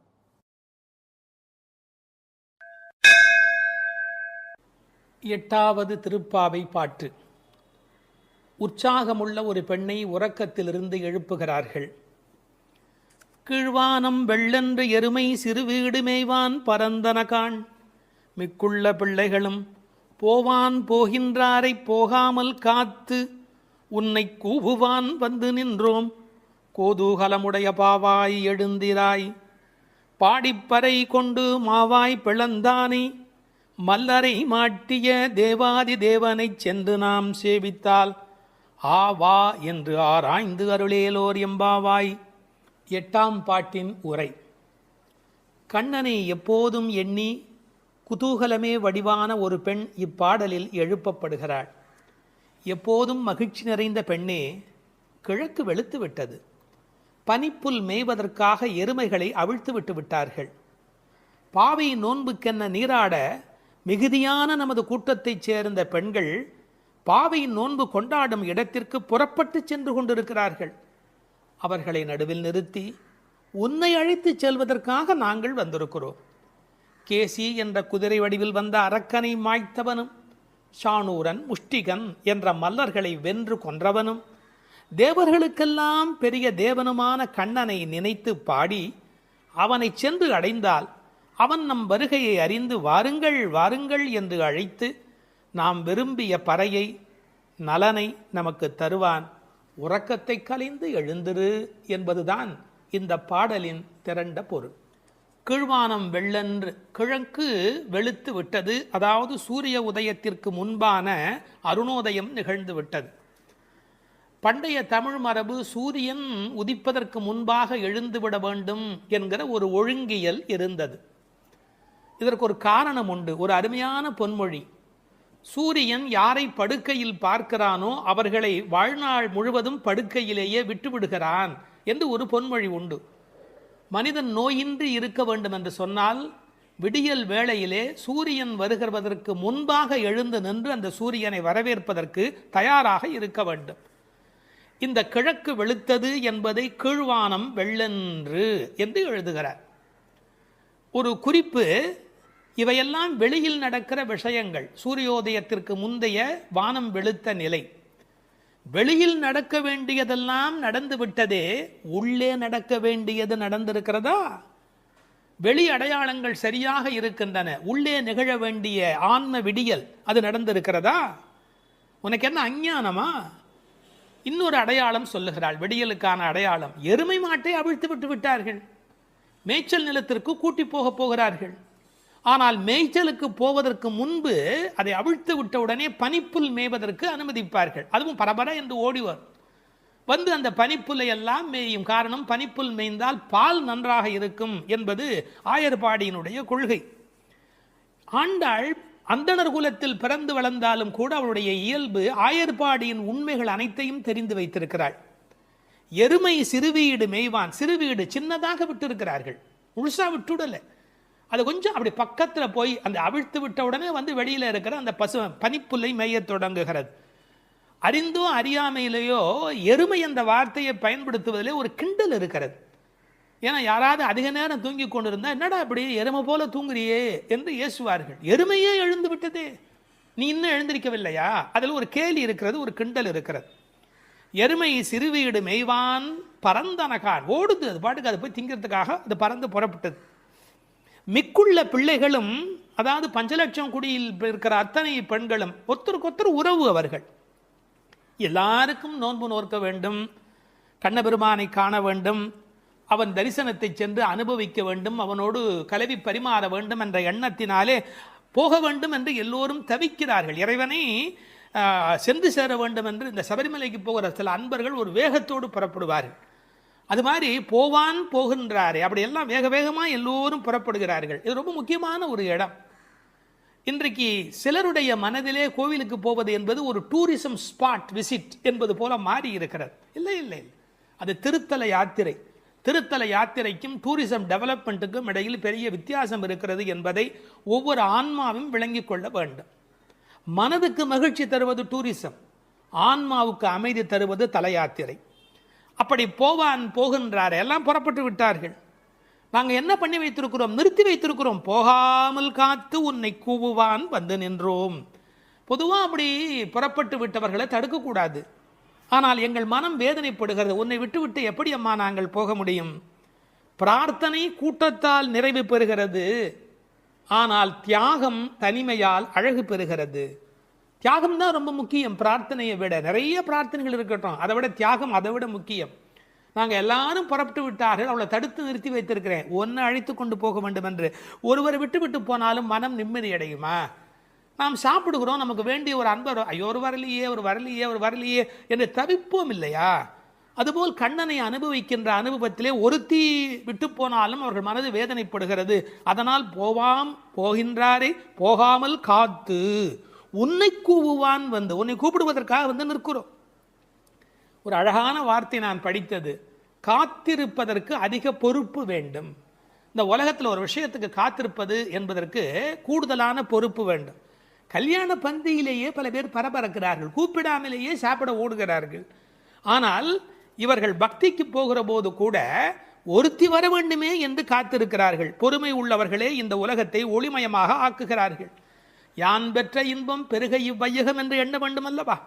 இன்னும் ஒரு வார்த்தை சேர்த்தே சொல்லுகிறேன், பொறுமை கூட ஒரு வழிபாடுதான். பொறுமை கூட ஒரு உயர்ந்த வழிபாடுதான். வழிபாட்டின் ஓர் அங்கம் அல்ல பொறுமை என்பது, வழிபாட்டின் ஓர் அங்கம் அல்ல, பொறுமையே ஒரு பெரிய வழிபாடு. கடைசி மாணவனுக்கும் பாடம் சொல்லிக் கொடுக்கிறவரே நல்லாசிரியர். அதுபோல் உன்னை விட்டு விட்டு போக எங்களுக்கு மரம் வரவில்லை அடி அம்மா, அதனால் உனக்காக காத்திருக்கிறோம். ஏனென்றால் நீ வந்தால் அந்த இடம் கலகலப்பாக இருக்கும். கோதூகலமுடைய பாவாய் எழுந்திராய். சாதாரணமாகவே இளம்பெண்கள் எப்போவுமே சிரித்தபடி இருப்பார்கள். அவர்கள் இருக்கிற இடத்துல சத்தம் ஜாஸ்தியாக இருக்கும். விஞ்ஞானத்திலேயே ஆண் மூளை பெண் மூளையை பற்றி பிரித்து வைத்து சொல்கிறார்கள். ஆணினுடைய மூளையிலே பேசுவதற்கான பேச்சு மையம் என்பது மிக குறைவு.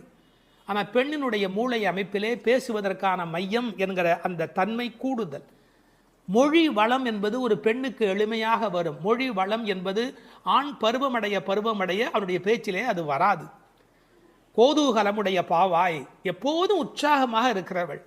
பாடிப்பறை கொண்டு, என்ன பொருள்? நாம் போய் பாடினால் அவன் பறை நமக்கு தருவான். இதற்கு வெளிப்படையான பொருள் நோன்புக்குரிய அந்த மண்ணினால் செய்யப்பட்ட தோல் கருவியாகிய பறை. ஆனால் ஆழத்தில் பார்த்தால் ஒவ்வொரு உயிரும் இந்த உலகத்தில் பெற வேண்டியது முக்தி. அந்த முக்தியை தரக்கூடிய பரம்பொருள் பரமாத்மா அவன். அதனால் அவனை பாடுவதால் நாம் பறை கொள்ளலாம். மாவாய் பிளந்தானே, குதிரை வடிவத்திலே ஒரு அரக்கன் வருகிறான். அவனுடைய வாய் பிளந்து அவனை கண்ணபெருமான் கொல்லுகிறான்.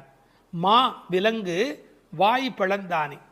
இந்த திருக்குறளில் கூட ஒரு குறள் வரும், மயிர் நீப்பின் வாழா கவரி மா அன்னார். அதை கவரி மான்னு படிப்பார்கள். இல்லை, மானா விலங்கு, பனிமலையில் இருக்கிற விலங்கு. அது ஒரு வகையான குதிரை, யாக். அது என்னன்னு கேட்டால், அதுக்கு மேலே இருக்கிற அந்த தோல் ரோமம் நீங்கி விட்டதுன்னு வச்சுங்க, அந்த குடலில் அதால் வாழ முடியாது. மா என்பது ஒரு வகையான விலங்கு. மா வாய் பிளந்தானே, மல்லரை மாட்டிய தேவாதி தேவனே. கண்ணனுடைய வாழ்க்கை முழுக்க பார்த்தா அசுரர்கள் வந்து கொண்டே இருக்கிறார்கள், மோதி மோதி சாகிறார்கள்.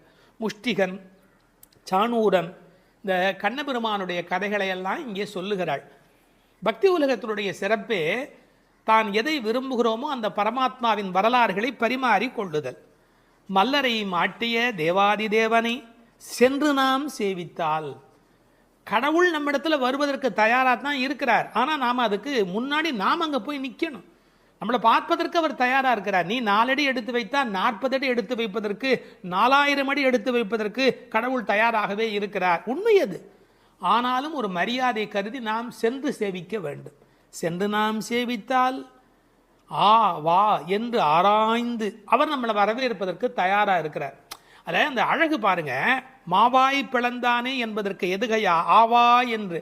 அதாவது நீ வந்துட்டியா, வா வா என்று ஆராய்ந்து அருளேலோர் எம்பாவாய். மகிழ்ச்சியுடைய ஒரு பெண், அவளும் சேர்ந்து சென்றால் மட்டுமே இறை அனுபவம் என்பது பூரணமாகிறது. ஒருவரை கூட விட்டுவிடக்கூடாது என்று ஒரு உண்மையை புரிந்து கொள்ளவான். இந்த காலத்தில் தான் கோயிலில் ஒன்றை பார்க்க விட மாட்டேன், என்ன பார்க்க விட மாட்டேன், நான் ஒன்றை மறைப்பேன், நான் பெரிய விஐபி, இப்படி பலவிதமான மனோபாவங்களில் சுவாமி தரிசனம் மாறி போய் விட்டது. ஆனால் உண்மையான பக்திக்கு அடையாளம் வா நீ வந்து பார், வா நீ வந்து பார். ஆக எல்லோரும் வர வேண்டும் என்ற அந்த தவிப்பு இந்த பாசுரத்தின் மூலம் நமக்கு கிடைக்கிறது. 9வது பாடல். தூமணி மாடத்து சுற்றும் விளக்கெரிய தூபம் கமழ துயிலணை மேல் கண் வளரும் மாமன் மகளே, மணிக்கதவும் தாழ்த்திரவாய் மாமீர் அவளை எழுப்பீரோ, உன்மகள்தான் ஊமையோ அன்றிச் செவிடோ அனந்தலோ ஏமப் பெருந்துயில் மந்திரப்பட்டாளோ, மாமாயன் மாதவன் வைகுந்தன் என்றென்று நாமும் பலவும் நவின்றேலோர் எம்பாவாய். அப்பழுக்கற்ற தூய்மையான பரிசுத்தமான மாட மாளிகைகளைச் சுற்றிலும் 4 பக்கங்களிலும் விளக்குகள் ஒளிவிட்டு பிரகாசித்து எரிந்து கொண்டிருக்கவும், அம்மாளிகையைச் சுற்றிலும் அகில் சந்தனம் போன்ற வாசனைப் பொருள்களின் நறுமணம் எங்கும் கமழவும், நல்ல பஞ்சடைத்த மெத்தையில் கண்ணுறக்கம் கொள்ளும் எங்கள் மாமன் மகளே, மாணிக்கங்கள் பதிக்கப் பெற்ற உன் வீட்டு கதவின் தாழ்பாளை திறக்க மாட்டாயா? திறந்து விரைவில் வந்து எங்களுடன் சேர்ந்து கொள்ள மாட்டாயா? மாமிகளே, நீங்களாவது அவளை எழுப்பிவிட மாட்டீர்களா? விடிந்து எவ்வளவு நேரமாகிவிட்டது. நாங்கள் இவ்வளவு நேரம் அவளை அழைத்து கொண்டிருக்கிறோமே, அவளுக்கு என்ன ஆயிற்று? ஒரு வார்த்தை கூட பதில் கூற மாட்டேன் என்கிறாளே. அவள் என்ன பேசும் திறனற்ற ஊமையா? அல்லது நாங்கள் அழைப்பது அவளுக்கு கேட்கவில்லையா? காது கேட்கவில்லையா? அல்லது ஆழ்ந்த பேருறக்கத்தில் படுத்து கிடக்கிறாளா? அல்லது யாரேனும் கட்டுப்படுத்தி அவளை பெருந்துயில் கொள்ளுமாறு செய்து விட்டார்களா? அல்லது ஏதேனும் மந்திரம் மாயம் செய்திருக்கிறார்களா? அதன் வசம் கட்டுப்பட்டு இப்படி பேருறக்கம் கொண்டு கிடக்கிறாளே. நாங்கள் அந்த மாமாய செயல்களில் வல்லவனும் மிகுந்த தவமுடைய இலக்குமியின் கணவனும் வைகுண்டத்திற்கு அதிபதியுமான நாராயணன் பெயரை திரும்ப திரும்பச் சொல்லி பக்தி பரவசத்தில் ஈடுபட்டு அவளை அழைக்கிறோமே, அவள் ஏன் இன்னும் எழுந்து வந்து கதவை திறந்து எங்களுடன் சேர்ந்து இறைவன் திருப்பெயரை சொல்லி வழிபட மாட்டேன் என்கிறாள்? நீங்களாவது கேட்டுச் சொல்லுங்களேன் என்கிறார்கள். இந்த பாடலின் திரண்ட பொருள் இது. தூமணி மாடத்து சுற்றும் விளக்கெரிய. விளக்கு எரிப்பதற்கே நிறைய செல்வம் இருக்க வேண்டும். இது சீர்மல்கும் ஆய்பாடி செல்வச் சிறுமியர்கள் வாழுகிற இடம். அந்த வீட்டினுடைய அமைப்பு எப்படி இருக்கிறது? தூய்மையான ரத்தின மணிகள் அப்படியே பதிந்து வைத்திருக்கிறார்கள். ஒரு குறிப்பு எழுதுகிறார்கள், அரசர்கள் அந்தப்புறத்திற்கு சிறந்த மணியை கொண்டு அற்புதமான கட்டடத்தை அமைப்பார்களாம். அங்கு வேண்டாம் என்று ஒதுக்கப்பட்ட கற்களை கொண்டுதான் அரண்மனையையே கட்டுவார்களாம். இது துவளில் மண்டபம், அது தூமணி மாடம் என்று அதற்கு ஒரு விளக்கம் சொல்கிறார்கள். ஆக இழைத்து இழைத்து தூய்மையான மணியினை கொண்டு வந்து கட்டியிருக்கிறார்கள். அது ரத்தின மணி. இந்த பெண் எழுந்திருந்திருக்க வேண்டும், எழுந்திருக்கவில்லை. ஒரு வித்தியாசம் இருக்கிறது. ஒரு குடும்பம் விழிப்பதற்கு முன்பு விழிக்க வேண்டியவள் அந்த வீட்டில் இருக்கிற பெண். ஏனென்றால் ஆண் எழுந்தால் அவனை மட்டும்தான் சுத்தம் செய்து கொள்கிறான். பெண் எழுந்தால் அந்த வீடே சுத்தமாகிறது என்று ஒரு பொன்மொழி சொல்வார்கள்.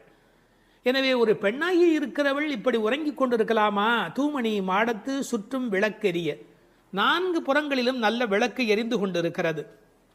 அது மட்டுமல்ல, அகில் சந்தனம் போன்ற நறுமண புகை வீசுகிறது. தூபம் கமழ, செல்வச் செழிப்பு. துயிலணை மேல் கண் வளரும். அது தூங்குவதற்காகவே அமைக்கப்பட்டிருக்கிற ஒரு பெரிய மெத்தை. அதாவது அந்த மெத்தையை பார்த்தாலேயே வா வா வா வந்து படு என்று அழைப்பதை போல 5 விதமான சிறப்புகள் அமைந்திருக்கக்கூடிய பஞ்சனை அது. அதில் அழகு இருக்கிறது, மென்மை இருக்கிறது, குளிர்ச்சி இருக்கிறது, சுகம் இருக்கிறது. அப்படிப்பட்ட அருமையான அந்த பஞ்சனையின் மீது அவள் படுத்திருக்கிறாள். தமிழிலே தூங்குகிறார்கள் என்று சொல்ல மாட்டார்கள், கண்வளராய் என்று சொல்வார்கள், மங்களம் கருதி. ஏனால் தூங்கிவிட்டார் என்றால் அமங்கலமாகிவிடுமே என்பதற்காக கண்வளராய் என்று சொல்லை பயன்படுத்துவது வழக்கம். சின்ன வயதிலிருந்து குழந்தை கண் வளருது என்று ஒரு வார்த்தை சொல்வார்கள். அதில் ஒரு விஞ்ஞான குறிப்பே இருக்கிறது. உண்மையிலேயே கர்ப்பத்தில் குழந்தை தூங்குவதால் தான் வளருகிறது. அது ஒரு 10 மாத காலம் தாயின் கர்ப்பத்தில் கண் திறக்காது. கண் திறந்து விட்டால் ஊமை, அது விதவிதமான குறைபாடு உடைய ஊனமான குழந்தையா வந்து பிறக்கும் என்று விஞ்ஞான குறிப்பு இருக்கிறது. அந்த குழந்தை கண்களை மூடிக்கொண்டு தூங்கிக் கொண்டே இருக்கும். அதில் என்ன ஆச்சரியம் என்று கேட்டால் அப்போதான் அது வளருகிறது. ஒரு புள்ளியிலிருந்து ஒரு குழந்தையாக முழுமையாக வளருகிறது. அந்த கண் வளருதல் என்பதில் தூங்கும் போது வளர்ச்சி நிகழ்கிறது என்கின்ற ஒரு குறிப்பு இருக்கிறது. மனிதனுக்கு கூட தூக்கம் அவசியம். ஏன்னா உடம்பில் இருக்கிற செல்கள் தங்களை புதுப்பித்துக் கொள்வதற்கு மனிதன் தூங்க வேண்டி இருக்கிறது. அடுத்து உறவு சொல்லி அழைக்கிறாள். மாமன் மகளே. இவள் அந்தணகுல பெண் என்றாலும் 1000 குலமகளாக ஆகும் விருப்பத்தின் காரணமாக ஒரு சம்பந்தத்தை ஏற்படுத்தி கொள்கிறாளாம். இதை உரையாசிரியர்கள் எழுதும்போது ஒரு அழகான வாக்கியமாக குறிப்பிடுகிறார்கள். திருவாய்ப்பாடியிலே ஒரு பிரகிருதி சம்பந்தம் தனக்கு உஜ்ஜீவன ஹேதுவாக ஆண்டாள் ஆசைப்பட்டபடி, அழகிய மணவாள பெருமாள் நாயனாருடைய வியாக்கியானத்திலே திருவாய்ப்பாடியிலே ஒரு பிரகிருதி சம்பந்தம் தனக்கு உஜ்ஜீவன ஹேதுவாக ஆண்டாள் ஆசைப்பட்டபடி மாமன் மகளே என்று உறவு சொல்லி அவள் அழைக்கிறாள். மணிக்கதவம் தாழ்த்திரவாய். அது உள்ளிருப்பது வெளியே தெரியும்படி அமைக்கப்பட்டிருக்கிற ஒரு வீடு. அவள் எப்படி தூங்குகிறாள் என்பது கூட வெளியே தெரிகிறது. அந்த கட்டில், அந்த மெத்தை, அந்த விளக்கு எரிகிறது. இந்த பாடலே மிக ரசமான ஒரு பாடல். திருப்பாவையில் 30 பாட்டு அழகு என்று சொன்னால் இந்த பாட்டுக்கு என்று தனியான ஒரு ரசனை உலகத்தில் தனியான ஒரு கூட்டமே உண்டு. மணிக்கதவம் தாழ்த்திரவாய், நீ வந்து திற. ஏன்னா எழுந்து வந்து திறக்கிற போது நாங்களா திறந்து கொண்டு உள்ள வந்தால் அது மரியாதையாக இருக்காது ஒரு வீட்டுக்குள்ளே. நீ வந்து திற. ஆனால் அவள் அசைவதாக தெரியவில்லை. அவளுடைய அம்மா எழுந்து விட்டாள். அவள் மற்ற வேலைகள் பார்த்து கொண்டிருக்கிறாள். அதனால உறவு சொல்லி அவளை அழைக்கிறார்கள். மாமீர், அவளை எழுப்பீரோ? நீங்கள் அவளை எழுப்பிவிடக்கூடாதா? அப்படி தூங்கி கொண்டிருக்கிறாளே. உன் மகள்தான் தன்னுடைய தோழியினுடைய தாயை பார்த்து சொல்கிறாள், உன் மகள்தான் ஊமையோ அன்றி செவிடோ. என்ன பொருள் தெரியுமா? பேச்சு வராதவர்கள் என்று பொருள் அல்ல. ஊமை என்ற சொல்லுக்கு இறை நாமம் சொல்லாதவர் என்று பொருள் என்று எழுதுகிறார். இறைவனுடைய நாமத்தை சொல்ல வேண்டிய சந்தர்ப்பத்தில் சொல்லவில்லை என்றால் பிறகு நாக்கிருந்து என்ன பையன்? பேசாத நாளெல்லாம் பிறவா நாளே என்பார்கள் அல்லவா? உண்ணா நாள் என்பது இந்த உலகத்தில் சாப்பிடாத நாள் அல்ல, உன்னை வணங்காத நாள் தான் உண்மையிலேயே உண்ணா நாள் என்று குறிப்பிடுவார்கள். ஊமையோ அன்றி செவிடோ. என இறைவன் புகழ் கேளாத செவி என்ன செவியே என்று சிலப்பதிகாரம் பேசும். இந்த பெருமானுடைய புகழை நாங்கள் சொல்லுகிறோம், அவள் காதிருந்தும் கேட்கவில்லையே. நேற்று வரை நன்றாக பேசினாளே, இன்று என்ன ஊமையாகிவிட்டாளா? அழைப்பு அவள் காதில் போய் விழவில்லையா? அல்லது இரண்டுமே அவளுக்கு இணைந்து விட்டதா? சோம்பல் வயப்பட்டாளா? யாரேனும் மந்திரம் மாயம் செய்து விட்டார்களா? என்ன நடந்து விட்டது? ஊமையோ அன்றி செவிடோ. மாமாயன் மாதவன் வைகுந்தன் என்றென்று நாமும் பலவும் நவின்றேலோர் எம்பாவாய். ஏன்னா மந்திர துயில் பட்டாளே. இப்படி அவள் பிடிவாதமான ஒரு தூக்கத்தில் போய் மாட்டிக்கொண்டு இருக்கிறாளே. நாங்கள் அழைக்கிறோம். எதை சொல்லி அழைக்கிறோம்? மாமாயன், மகா மாயையில் வல்லவனாகிய பெருமான். மாதவன் நம்முடைய சாதாரண தவம் அல்ல, எல்லா தவங்களுக்கும் அப்பாற்பட்ட பெரும்பொருள். அந்த தவத்தால் அடைய வேண்டியவன் கருணையினால் தானாகவே நம்மிடத்தில் வருவதால் அவன் மாதவன். வைகுந்தத்தில் இருக்கிறவன் என்றாலும் கருணை காரணமாக ஒவ்வொரு கோயிலிலும் அர்ச்சாவதாரத்தில் எழுந்தருளி இருக்கின்றவன். வைகுண்டபதி என்றாலும் இந்த பூமிக்கு கிடைக்கிறவன். வைகுந்தன் என்றென்று நாமும் பலவும் நவின்று. உண்மையிலேயே திருப்பாவையினுடைய நோக்கமே இறைவனுடைய நாமத்தை பல வகையில் சொல்வது. இறைவனுடைய நாமத்துக்கு மிகுந்த சக்தி அதிகம். கட்டிப்பொன் போலே அவன், பணிப்பொன் போலே திருநாமம் என்று உரை எழுதுவார்கள். அதாவது தங்கத்தில் ஒரு பெரிய கட்டி இருந்தால் கூட அதை வைத்துக்கொண்டு என்ன பண்ணுவது? ஆனால் பணிக்கப்பட்ட பொன், வளைக்கப்பட்ட பொன்னாக இருந்தால் அது பல சமயத்தில் ஆபத்துக்கு உதவும். ஒரு மோதிரமாக இருந்தால் அடகு கடையில் வைத்து கூட ஒரு ஆபத்திலேருந்து வெளியில் வரலாம். இறைவன் வைகுந்தத்திலே இருக்கிறான் என்று சொன்னால் கட்டிப்பொன் போலே, ஆனால் பணிப்பொன் போலே அவனுடைய திருநாமம், நாமம் பலவும். இன்னும் கூட நிறைய விளக்கங்கள் சொல்வார்கள். இறைவனுடைய நாமம் இறைவனை விட செல்வாக்கு உடையது என்று. ஒரு வங்கிக்கு போகிறோம், செக்கில் கையெழுத்து போட்டு கொடுத்தா நம்ம கையெழுத்துக்கு தான் அதிக பலம் இருக்குமே ஒழிய நாமே போய் நின்று கொண்டு பணம் கொடுன்னு கேட்டால் கூட கொடுக்கறதுக்கு யோசிப்பா. எப்படி கொடுப்பார்கள்? கையெழுத்துக்கு அவ்வளோ பெரிய சக்தி இருக்கிறது. அதுபோல் நாமும் இறைவனை காட்டிலும் வலிமை உடையது என்று ஒரு குறிப்பு சொல்வார்கள். ஒரு சின்ன வரலாறு. காஞ்சி மகா சுவாமிகள் உடல்நலக் குறைவு மாதிரி ஜுரத்தில் இருக்கிறார்கள். மருத்துவர் வர சொன்னார்கள். அவர் உடனே மருந்தெல்லாம் கொடுக்க வேண்டி இருக்குமோ என்ற எண்ணத்தில் அவர் வந்தார். உன்னை யார் இப்படிலாம் வர சொன்னா? நீ உட்கார், நான் இப்போ என்னுடைய டெம்பரேச்சர் எடுத்துக்கோ, விஷ்ணு சஹஸ்ரநாமம் சொல்ல போகிறேன், சொல்லி முடிச்சதுக்கப்புறம் டெம்பரேச்சர் எப்படி இருக்கு பார் அப்படின்னு சொல்லிட்டு விஷ்ணு சஹஸ்ரநாமம் சொல்லுவதற்கு முன்பு ஜுரம் இருந்தது. சொல்லி முடித்த பிறகு ஜுரம் இல்லவே இல்லை. உன்னை எதுக்கு தெரியுமா கூப்பிட்டேன், மருந்து கொடுத்து தான் இதை காப்பாற்றணுங்கிறது இல்லை, விஷ்ணு சஹஸ்ரநாமம் சொன்னாலேயே ஜுரம் போயிடும்னு தெரிஞ்சுக்கோ என்று ஒரு செய்தி சொன்னதாக ஒரு வரலாறு உண்டு.